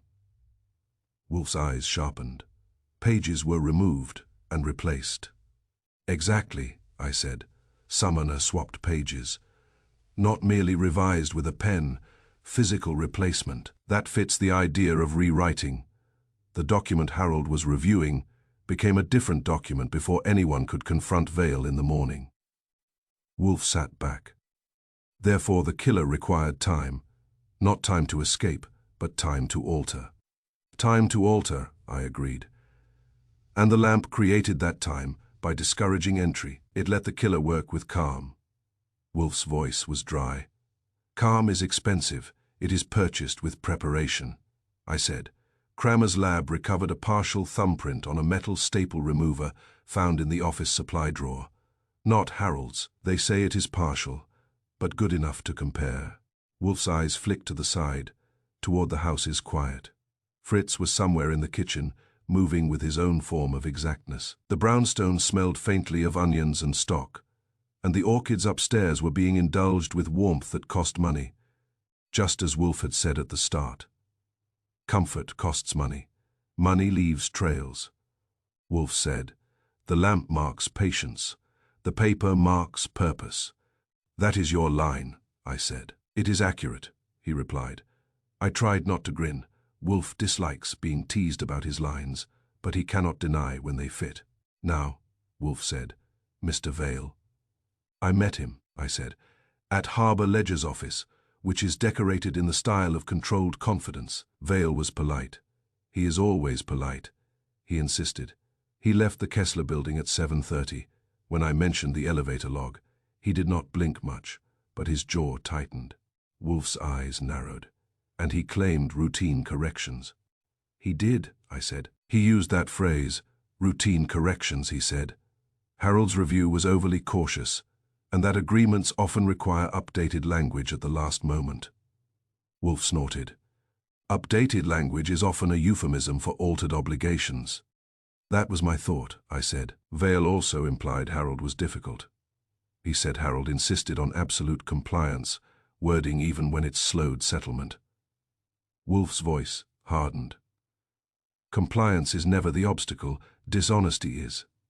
I continued. Vale said something else. He said the agreement needed to reflect payments already issued, because Harbour Ledger's finance department had moved quickly to satisfy the parties. Wolfe stared at me, which is precisely the foreknowledge that troubled Wynne. Yes, I said. Val tried to normalize it. He said it as if it were admirable speed, not suspicious certainty. Wolfe sat in silence for a moment, then asked, did he inquire about the murder? He expressed regret, I said. Regret that sounded practiced. He expressed more concern about the building's reputation and his firm's privacy than about Harold's throat. Wolfe's mouth tightened. That is consistent. I leaned forward. Here is the main thing, Wolfe. The lamp did not merely prevent interruption. It directed attention away from what mattered. People saw light and assumed work. That means the killer could have left the office shortly after the murder and still achieved the appearance of overnight activity. Light replaced presence. Wolfe nodded slowly. And if he left, he could go elsewhere in the building. Yes, I said. He could retrieve drafts, remove binders, access telecom, or alter records, without anyone questioning why a man was still in Wynne's office. The lamp was his alibi and his shield. Wolfe's eyes drifted to the papers again. What else did you learn of the building habits? The cleaners are instructed not to disturb lit offices, I said. The guard is reluctant to challenge tenants in winter nights, and the electricity audit memo made a lit office even more authoritative. Because only a tenant would risk a chargeback, a criminal used that assumption. Wolfe's lip curled faintly. Assumptions are the soft underbelly of civilization, I said. So your question about who needed the review delayed until morning becomes sharper. Someone needed a window where the contract could be changed, the folder swapped, and the original evidence removed. The murder created the window. The lamp protected it. Wolfe's eyes lifted. and now we force the murderer to respond. That is your favorite part, I said. It is the only part that matters, he replied. Wolfe leaned forward. We will prepare a trap. We will announce that the original contract draft was found in Harold Wynn's outbox, and that it will be compared publicly. That will make Vale sweat, I said. Or whoever is behind him. Wolfe's voice was calm, which in Wolfe is more dangerous than anger. We do not require sweat, we require action. A guilty man will attempt to prevent comparison. An innocent man will merely protest. I thought about Gordon Vale's polite jaw tightening and the careful way delivery had been written in the log. He was the kind of man who would not protest loudly. He would act quietly, with a role and a reason. I can set the rumor moving, I said. Kramer can do it officially. Wolfe nodded. You will do it in a manner that reaches Mr. Vale quickly. Fast as a desk lamp, I said. Wolfe ignored that. Also, Archie, we must consider that Mr. Vale may not be alone. Harbour Ledger is a firm. A liaison can be a tool, not a master. I nodded. The discrepancy about payments already issued suggests finance involvement. It suggests someone wanted obligations fixed before scrutiny. Vale could be the hands, not the mind. Wolfe's eyes held mine. Precisely. The lamp and the staples tell us someone worked after hours. The motive tells us someone feared morning. We will determine who fears morning most. I stood because the case required my legs again. I'll go arrange your little public comparison announcement. Wolfe's mouth twitched. Do not be frivolous. I'm never frivolous, I said. I'm merely alive. As I went through the front hall, Fritz was bringing in a pantry delivery, and the smell of fresh bread and meat stock made the world briefly less ugly.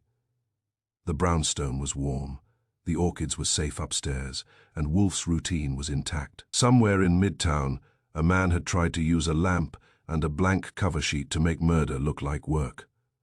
That was the kind of insult Wolfe does not forgive. Outside, the city was loud, grey, and determined to keep moving. January makes people believe in fresh starts. It also makes them cling to rules. That is why criminals like January, and that is why Wolfe likes it too. The month sharpens lines. I headed back toward Kessler Building with Wolfe's trap in my pocket, and I could already see the next move. A man who replaced pages with staples would not tolerate a public comparison.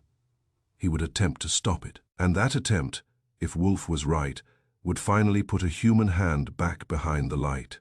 Chapter 6. The patient man moves Wolfe has a private superstition, though he would rather swallow tax than admit it.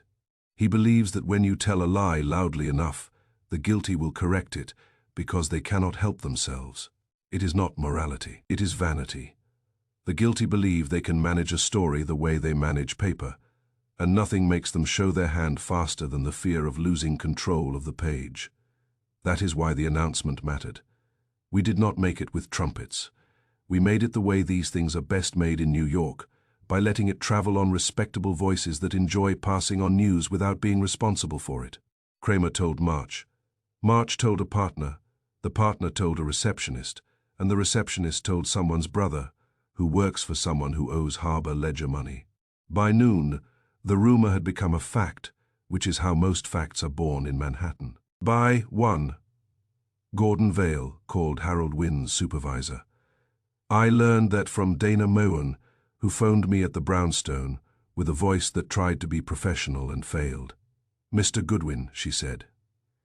Mr. Vale is demanding we postpone your comparison. You mean Wolfe's comparison, I corrected. I mean the comparison, she said quickly. He says it is improper to circulate drafts. He says there are confidentiality obligations. I could hear papers rustling on her end, and a second voice, probably Carlin's, trying to hold onto managerial authority, while someone on the phone was treating him like a clerk. Is Vale loud? I asked. Dana hesitated. Number, he is calm. That is what makes it worse. Calm is expensive, I told her. It usually buys something. Do not agree to anything. Tell Mr. Vale the comparison is scheduled and unavoidable. She swallowed. He will be furious. He will be busy, I said, and hung up. I went upstairs to Wolfe's office and found him where he belonged, in his chair, with the day's mail stacked on the corner of his desk, like an insult. He looked at my face and said, "It begins." It began. I said. Vale called the supervisor, demanding delay. Wolfe's eyes narrowed, pleased in a grim way. Excellent. A man who is innocent protests. A man who is guilty negotiates. A man who is desperate delays. Do you want to be told the rest of it slowly? Or can I speak at normal human speed? I asked. Wolfe ignored that. Proceed. Val is coming to Kessler early, I said. Before tenants. He claims he needs to gather files. Wolfe's mouth tightened. He believes he can still edit. He probably can, I said, unless we stop him. Wolfe picked up the phone and called Kramer. He did not greet him. He rarely greets Kramer, as if the greeting might be interpreted as affection. When Kramer answered, Wolfe said, "Inspector, Mr. Vale will attempt to access Wynn's office. Observe him, do not interfere until you have learned what he intends." Kramer's voice came back, thick and irritated. "We're already on it." "Splendid," Wolfe said, and hung up. He looked at me. "You will go as well." "I had a feeling," I said. My feet were already complaining. Wolfe's eyes held mine. "Archie, the lamp is no longer merely a beacon. It is now a witness. The killer believes it has fingerprints." I nodded. "And if he believes it has fingerprints, he will be drawn to it like a man to a bruise he cannot stop touching." Wolfe's mouth twitched. "Precisely, go." So I went. The Kessler Building before dawn looks different. It is still warm, still polished, but it has a hollow quiet that makes every footstep sound like a decision.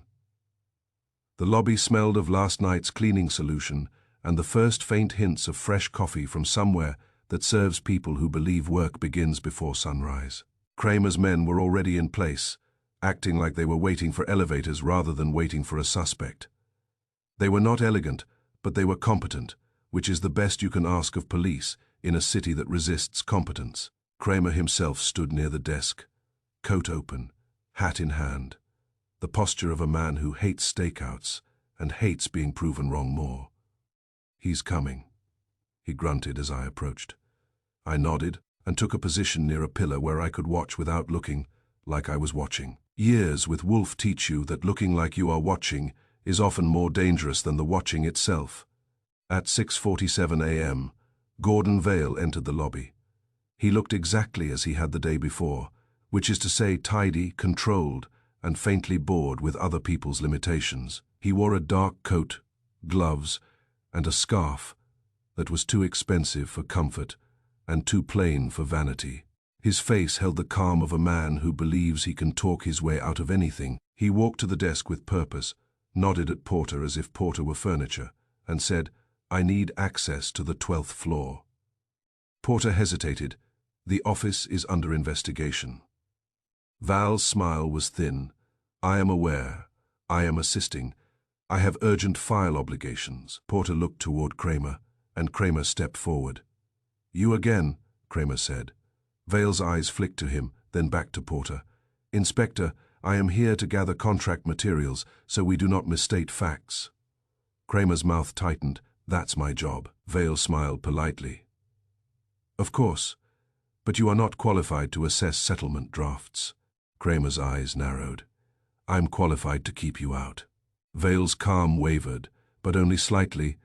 "I am not obstructing. I am cooperating," Kramer said. "You're always cooperating when it's useful." Val inhaled slowly, then said, "May we proceed?"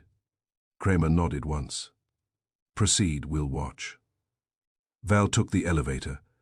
Kramer nodded at two of his men, and they followed in the next car. I took the stairs 2 flights and then the elevator, because I wanted to arrive a little after Vale, not with the police and not alone.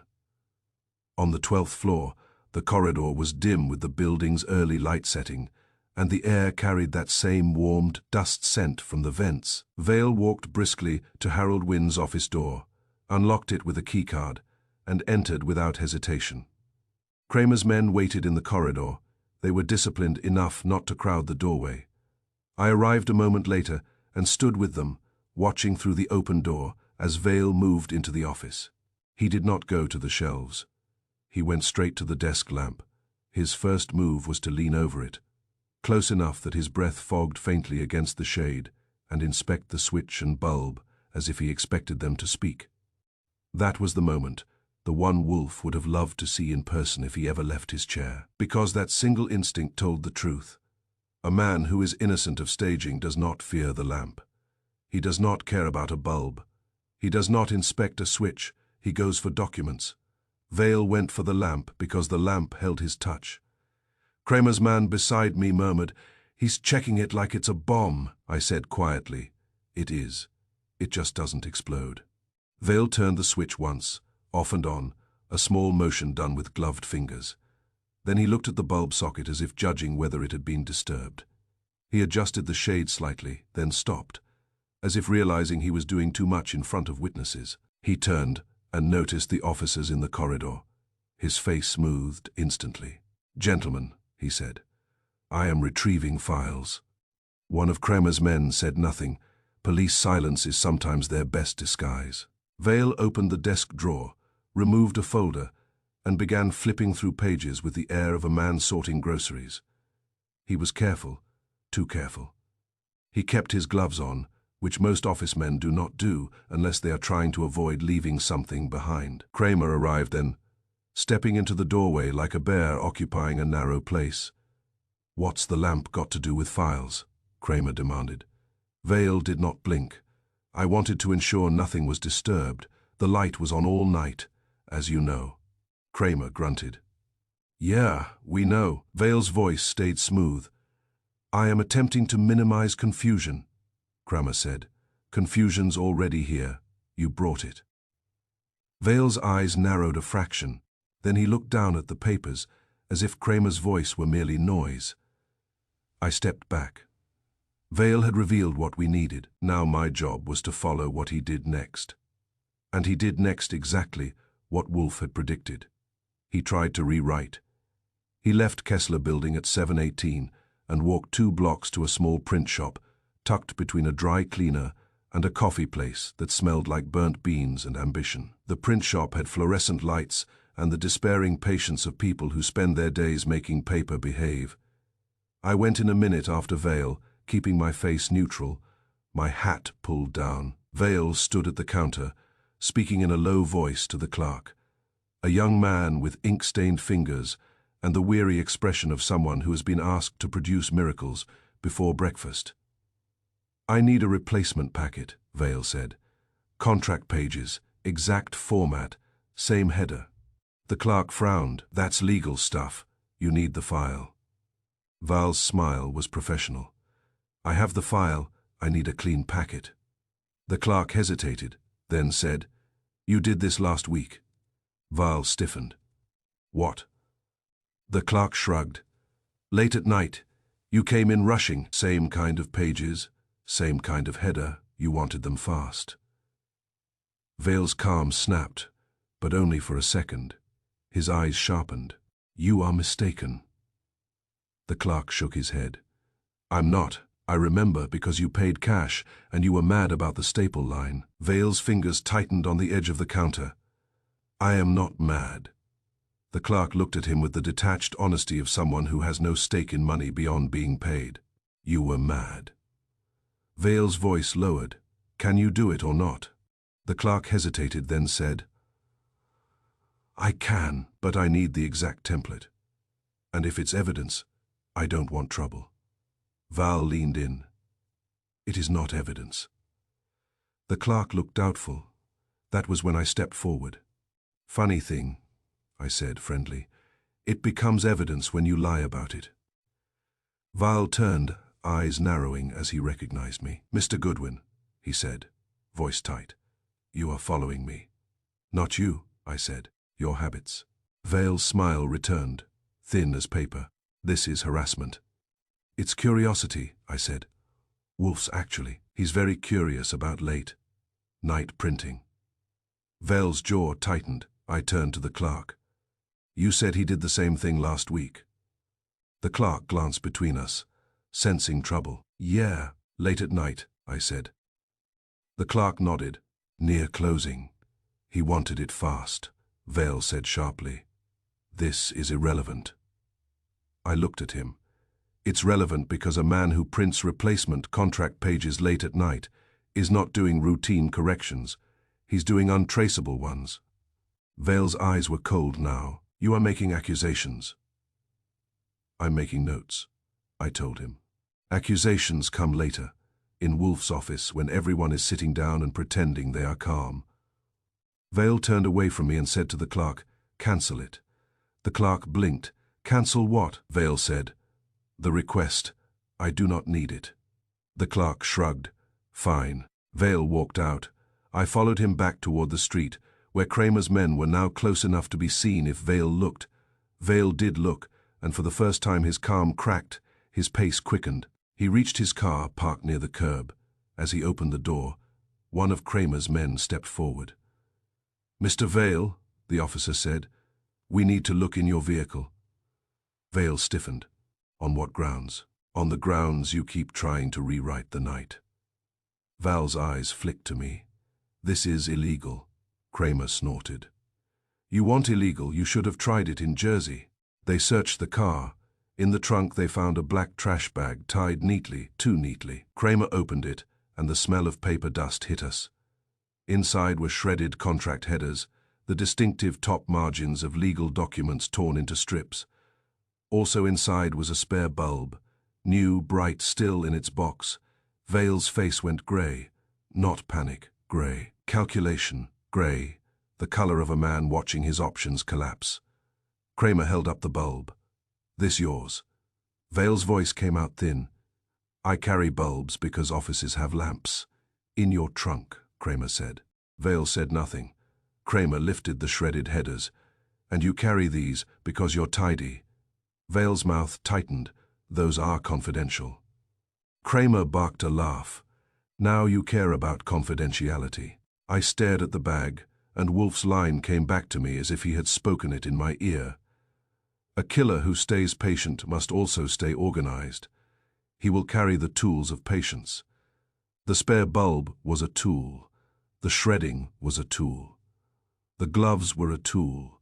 The calm voice was a tool. Even the lamp itself had been a tool, a sign that said, "Do not enter, do not interrupt, do not question." I called Wolfe from the sidewalk, while Kramer was still enjoying the moment. Wolfe answered at once. "Wolfe," I said. The patient man moved. "Explain," Wolfe said, voice already cold. Vale called the supervisor, demanding delay, I said. He came to Kessler early before tenants, claiming he needed files. Kramer's men watched him go straight to the desk lamp first, inspected the switch and bulb. His first instinct was fear of the lamp. Wolfe made a sound, deep and satisfied. "Because the lamp holds his touch." "Yes," I said. Then I followed him to a print shop. He tried to order a replacement packet of contract pages. Clark said. Vale did the same thing last week late at night, rushing. Paid cash. Complained about staple line. Vale cancelled when he saw me. Wolfe's voice tightened. "Good." Kramer searched Vale's car. I said, "Found a trash bag with shredded contract headers and a spare bulb." Wolfe was silent a moment, then said quietly, "A killer who stays patient must also stay organized. He carries the tools of patience." "That is what he did," I said. "He carries the bulb that made the sign." Wolfe's voice hardened. "Return. We will now proceed to the final phase. Mr. Vale has moved. He will move again. We shall control where." I hung up and looked at Vale standing by his car, while Kramer's men held the trash bag like a trophy. Vale's face had recovered some calm, but it was thinner now, as if the cold had reached it. The city around us continued moving, indifferent, as it always does. People walked past without knowing that a murder had been kept quiet by a desk lamp, and that the man who tried to rewrite a contract was now watching his work unravel. I thought of Harold Wynne, careful and thorough, believing that mourning would make people honest. He had been wrong about honesty, but he had been right about something else. Mourning makes people visible, and Wolfe was about to make Gordon Vale visible in the one place Vale could not escape, The brownstone office on West 35th Street, where lies do not get revised once Wolfe begins reading them aloud. Chapter 7. Wolfe's demonstration of the lamp. If you ever want to see a man's pride turn into a chair, invite him to Wolfe's office and make him wait in the hall. Gordon Vale arrived at the brownstone at 10 minutes before 4, which was already a confession of sorts. Men who believe they are being wronged arrive late, to show contempt. Men who believe the room itself may become dangerous arrive early, to study exits and faces. Vale came early and stood in the front hall with his coat still buttoned, as if he expected to be thrown back into the street. Fritz took his hat without comment and led him to the office. Vale sat in the red leather chair nearest the door, and he sat upright, hands folded neatly on his knee, like a man auditioning for innocence. The rest assembled on Wolfe's schedule, which meant not a minute was wasted, and not a minute was polite. Dana Moen came with her supervisor, Carlin, who had the look of a man resenting that murder had forced him into public life. Sam Porter, the night guard, arrived with his hat in his hands and fear behind his eyes. Inspector Kramer arrived last, making the room smaller by existing. Wolfe remained in his chair behind his desk, immovable and enormous, as if the brownstone had been built around him. The orchids upstairs were safe and warm, and Fritz's cooking odors drifted faintly from the kitchen, offering comfort that no one in the office deserved. Wolfe looked at the group and said, "Good afternoon." No one answered. They were waiting for a signal that it was safe to speak. Wolfe let the silence settle like dust. Then he said, "Mr. Vale, you have been here before." Vale's mouth tightened. "Yes." "You will not speak unless I ask you," Wolfe said. Vale blinked once. "Mr. Wolfe, I am here voluntarily." Wolfe's eyes were cold. "You are here because Inspector Kramer invited you.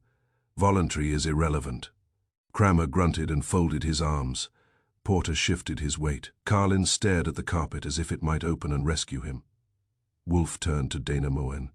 "Miss Moen, you told Mr. Goodwin that Mr. Wynne discovered a discrepancy in a settlement agreement." Dana swallowed. "Yes, and that he intended to confront Mr. Vale the next morning," Wolfe said. "Yes," Dana said again, and her eyes flicked toward Vale, then away quickly, as if she feared his gaze more than Wolfe's. Wolfe nodded once. "Good. Now we proceed." He looked at Vale. "Mr. Vale, do you know why I summoned you?" Vale held his posture. "I assume because you are curious about a tragedy." Wolfe's lip curled slightly. "Do not be foolish. I am curious about the mechanism that allowed a tragedy to become a quiet night." Vale's jaw tightened. "I have cooperated." "You have manipulated," Wolfe corrected. "And you have done it with a desk lamp." Porter frowned, confused. Carlin blinked. Dana's eyes widened a fraction. Wolfe leaned forward, only slightly, but it made the room react. People do not like when Wolfe leans forward. It suggests the air is about to be used for something sharp. "Inspector Kramer," Wolfe said, "you found Harold Wynne dead in his office on the 12th floor of the Kessler Building at 6:20 in the morning." Kramer grunted. "Cleaners found him." "Very well," Wolfe said. "The main lights in that building shut down at 9, yet a desk lamp in Mr. Wynne's office burned all night." Vale's face remained calm, but his eyes flicked briefly toward me. He had learned by now that I was more useful than a camera. Wolfe continued. "In an office building, light is authority. It tells guards and cleaners one simple message: someone is working. That message invokes courtesy. It discourages interruption. It creates silence.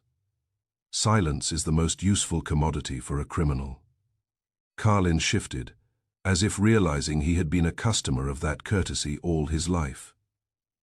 Wolfe looked at Porter. "Mr. Porter, when you see a lit office after hours, what do you do?" Porter swallowed.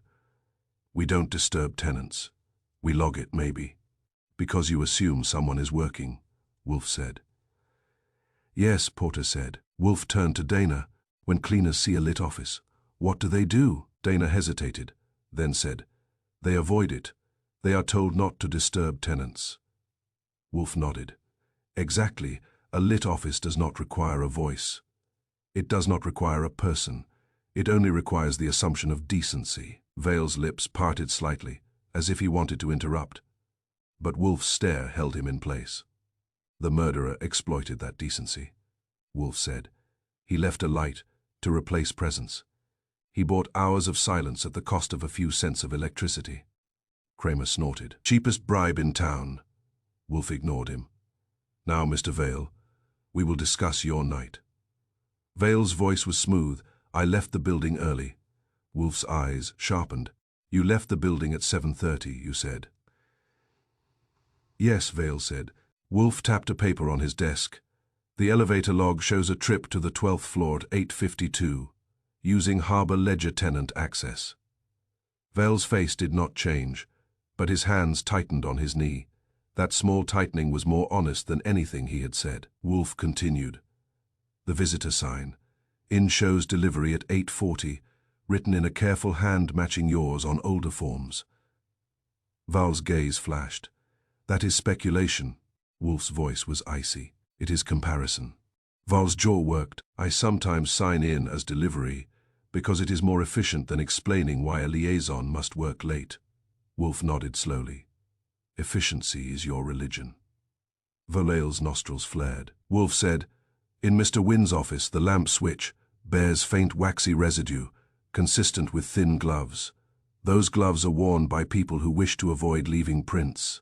Vale said, many people wear gloves in winter. Wolfe's eyes narrowed. Not in a warm office, at a desk, while manipulating a lamp. Val's mouth tightened.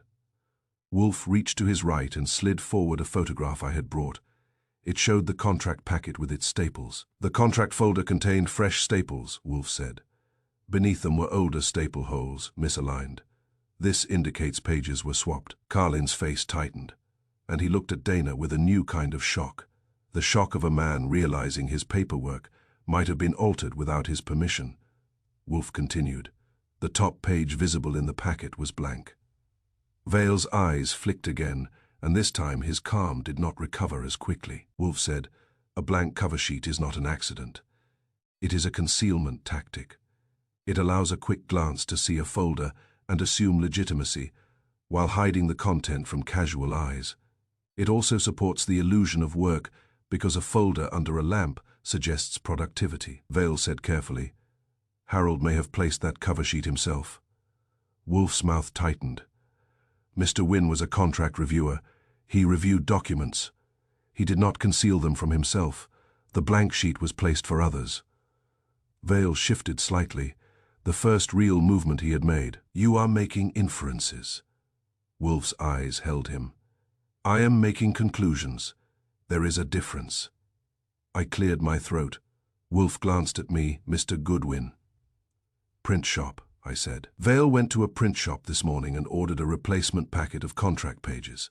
The clerk said, Vale did the same thing last week, late at night, rushing, paid cash, complained about staple alignment. Vale's voice snapped. Sharper now. That is hearsay. It is observation, I said, and it fits your hobby. Wolfe's eyes remained on Vale. Additionally, a spare bulb was found in your car, along with shredded contract headers. Vale's lips pressed together. Kramer stepped forward and said, and the lab matched a partial thumbprint on the staple remover in Wynn's office to you, Vale. That did it. Vale's posture remained upright, but the calm in his face cracked like ice under weight. Wolfe said softly, You see, Mr. Vale, you have carried the tools of patience. Gloves, replacement pages, a spare bulb, shredded headers. You did not merely appear at a crime, you managed it. Vale tried to reclaim control. Harold Wynne asked me to bring revisions. He was behind. He wanted to meet discreetly. He was nervous. He asked me to bring an updated packet. Wolfe's eyes were cold. If that were true, you would have arrived openly, with your name, not as delivery. You would have signed out.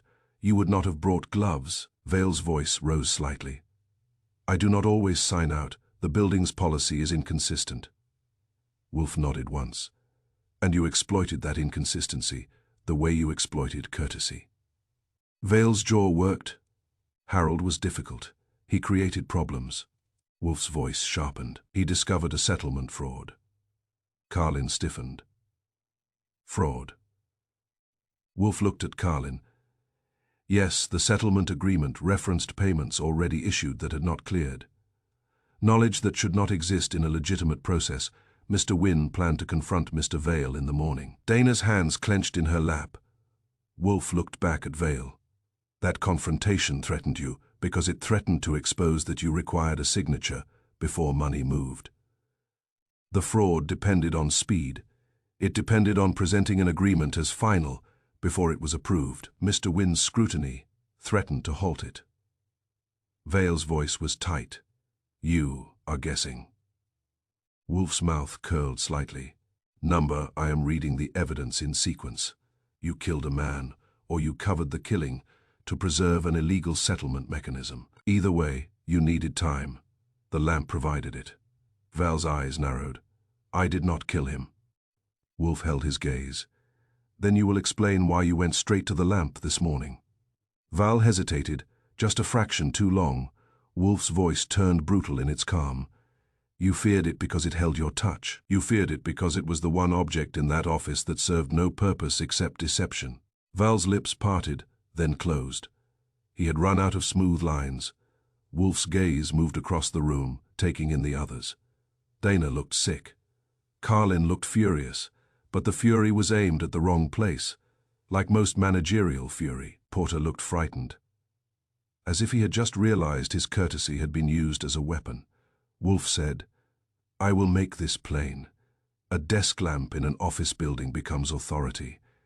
It tells decent people to keep away. The killer exploited that courtesy, leaving light to replace presence and buying hours of silence.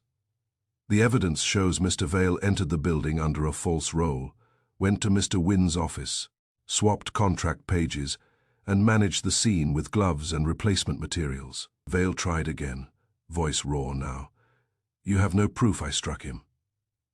Wolfe's eyes did not flinch, perhaps not yet, but we do not require it. We require the whole truth, and it will emerge because you cannot resist managing it. Vale's face was grey. What do you want? Wolfe's voice dropped into a cold finality that filled the room more than his body ever could. I want you to understand what you did. He paused, then said, You did not leave the lamp on by accident. You left it on to keep decent people away. The silence that followed was heavy, not with drama, but with inevitability. It was the kind of silence Wolfe produces when he has built a structure strong enough that the guilty man can feel it pressing in from all sides.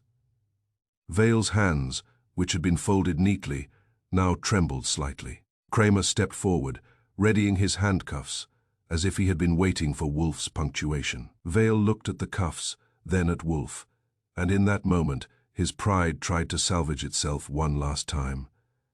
It was not supposed to end with a body, Vale said, voice low. It was supposed to end with compliance. Wolfe's eyes were cold. Compliance is a word criminals adore. It allows them to pretend their pressure is lawful. Vale swallowed. His calm was gone now, replaced by the thin, exhausted honesty of a man who has been forced to stop revising. Kramer said, That's enough. As Kramer moved, Vale's gaze flicked again to the lamp, as if it were still burning in his mind, a small island of light that had brought him silence, and now brought him nothing at all. Chapter 8. The lamp marks the killer. Kramer likes his endings, the way he likes his coffee, strong and immediate. Wolfe likes endings the way he likes a 7-course dinner, arranged, paced, and served only when the appetite has been sharpened to the point where the last bite is inevitable. Vale sat in the red leather chair as if it had turned into a witness stand. His gloves were off now, and his hands looked ordinary, which made them more offensive. Ordinary hands had turned a desk lamp into a barricade and turned an office building's courtesy into an accomplice. Wolfe regarded him with calm disgust. Mr. Vale, he said, you have been given every opportunity to be sensible. You have wasted them. Vale's throat bobbed. His eyes moved once toward the door, then back. He knew there was no exit that mattered. Kramer stood behind him, cuffs ready, breathing hard through his nose the way he does when he smells confession in the air and wants it to hurry. Dana Moen sat rigidly beside Carlin. Carlin's face had settled into a managerial fury that would later be directed at memos and meetings, because that is the only violence men like Carlin allow themselves. Porter sat at the edge of his chair, like a boy in the principal's office, realizing that politeness can be a crime if it is predictable. Wolfe said, "You have been accused of murder. You have also been accused of fraud. I assure you that the second accusation will harm you more thoroughly than the first." Vale swallowed. "You don't understand the pressure." Wolfe's eyes narrowed. "Pressure is not a novelty. It is the daily climate of this city. It does not excuse stupidity." Vale's mouth tightened. He tried for the old smoothness, but it had been scraped away by the evidence. Harold Wynne was a problem. Wolfe nodded once. He was thorough. Thorough men are problems for criminals. Vale flinched. Wolfe continued. "You altered settlement documents for Harbor Ledger Finance. You did it to trigger unauthorized payments. The settlement agreement's foreknowledge, payments already issued, revealed the fraud because it implied certainty without authorization." Carlin made a small choking sound. Dana's face went paler. Vale's voice came out raw. "It wasn't unauthorized. It was expedited." Wolfe's lip curled. "Expedited without permission is theft with a schedule." Vale stared at Wolfe, and for the first time he looked less like a coordinator, and more like what he was, a man who had spent years smoothing paths for other people's greed, convincing himself he was only adjusting language, only moving paper, only managing process. Then process turned into a body. Vale said, "They expected results.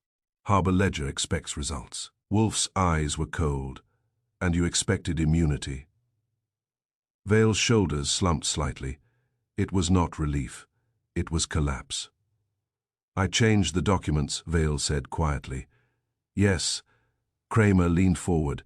"Say it louder." Vale's jaw clenched. "I changed the settlement language to align with payments. The payments were going to happen. The agreement needed to match." Wolfe's voice stayed flat. "So you wrote the future and attempted to force reality to sign it." Vale stared at the carpet. Harold found it. He noticed the clearing dates. He noticed the phrasing. He said it couldn't be right. Dana's hands clenched in her lap.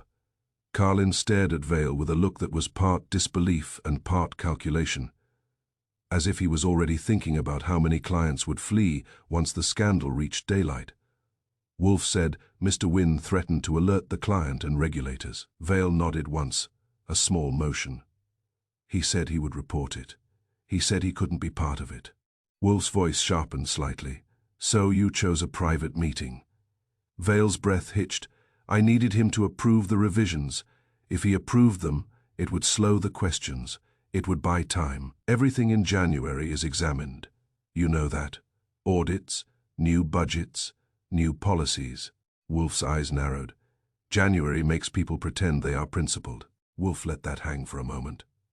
Then he said, "Tell us what happened." Vale's voice was hoarse. "I met him after hours.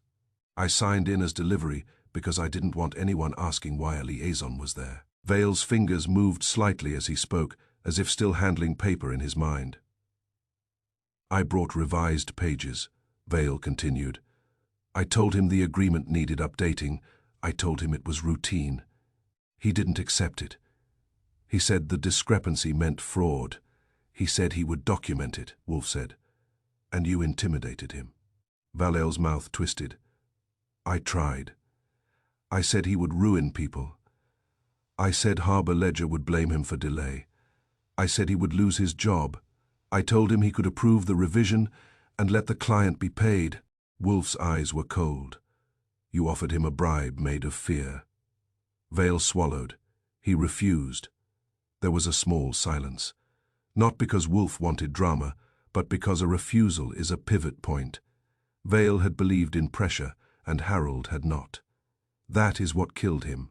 Vale's voice dropped. He stood up. He said he was going to call someone. He reached for the phone. Kramer's voice was harsh. "Then what?" Vale closed his eyes for a moment. "I hit him." Dana made a small sound like pain. Porter's face tightened. Carlin stared at Vale as if seeing him for the first time without the soft filter of office routine. Vale opened his eyes. I hit him once. He fell. I didn't mean to. His voice broke, then hardened. I didn't plan for him to die, but he did. Wolfe's voice was merciless. A man who strikes another man in the throat does not strike by accident. He strikes with intent. Vale's jaw clenched. He was going to expose it. Everything would collapse. The payments, the accounts, the whole pipeline. I panicked. Wolfe nodded slightly, as if acknowledging a dull fact. Then you became methodical. Vale's gaze lifted, confused. Wolfe said, "You did not run. You did not scream. You did not seek help. You remained." Val's shoulders sank. "Yes." Wolfe's eyes narrowed. "Tell us why." Val's voice was quieter now, stripped. Because the documents were still there. The original draft, the discrepancy, his notes. If anyone found them, it would be obvious. The fraud would be traced. I needed to fix the packet. Wolfe said, "So you swapped pages." Vale nodded. "I removed the pages with the clearing dates and replaced them with cleaner language. I used the staple remover. I restapled the packet with new staples. I put a blank cover sheet on top so if anyone glanced in, they would see nothing." Wolfe's mouth tightened. "Concealment," Val whispered. "Yes." Wolfe leaned back slightly. "And the lamp." Vale's eyes flicked downward, a gesture of shame and recognition. "The lamp was on. I turned it on early. I wanted it to look like he was working late. People don't question light, they respect it." Wolfe's voice was dry. "They respect the idea of work. It is a superstition." Vale nodded. "I knew cleaners wouldn't enter if the office looked occupied. Porter wouldn't knock. The building has that courtesy rule. Don't disturb tenants." Porter flinched as if he had been struck. He looked at his hands, hat crushed between them. Vale continued, "I stayed long enough to finish, to remove the original draft, to tidy the desk. Then I left the lamp on." Wolfe said, "Why did the lamp remain lit all night?" Vale's throat tightened. "I replaced the bulb. The old bulb was dim. I replaced it with a brighter one from my car. I wanted the light visible under the door. I wanted it obvious from the hall." Wolfe's gaze held him. "A brighter beacon." Vale nodded. "Yes, I needed no one to go in until morning. I needed time to stabilize things.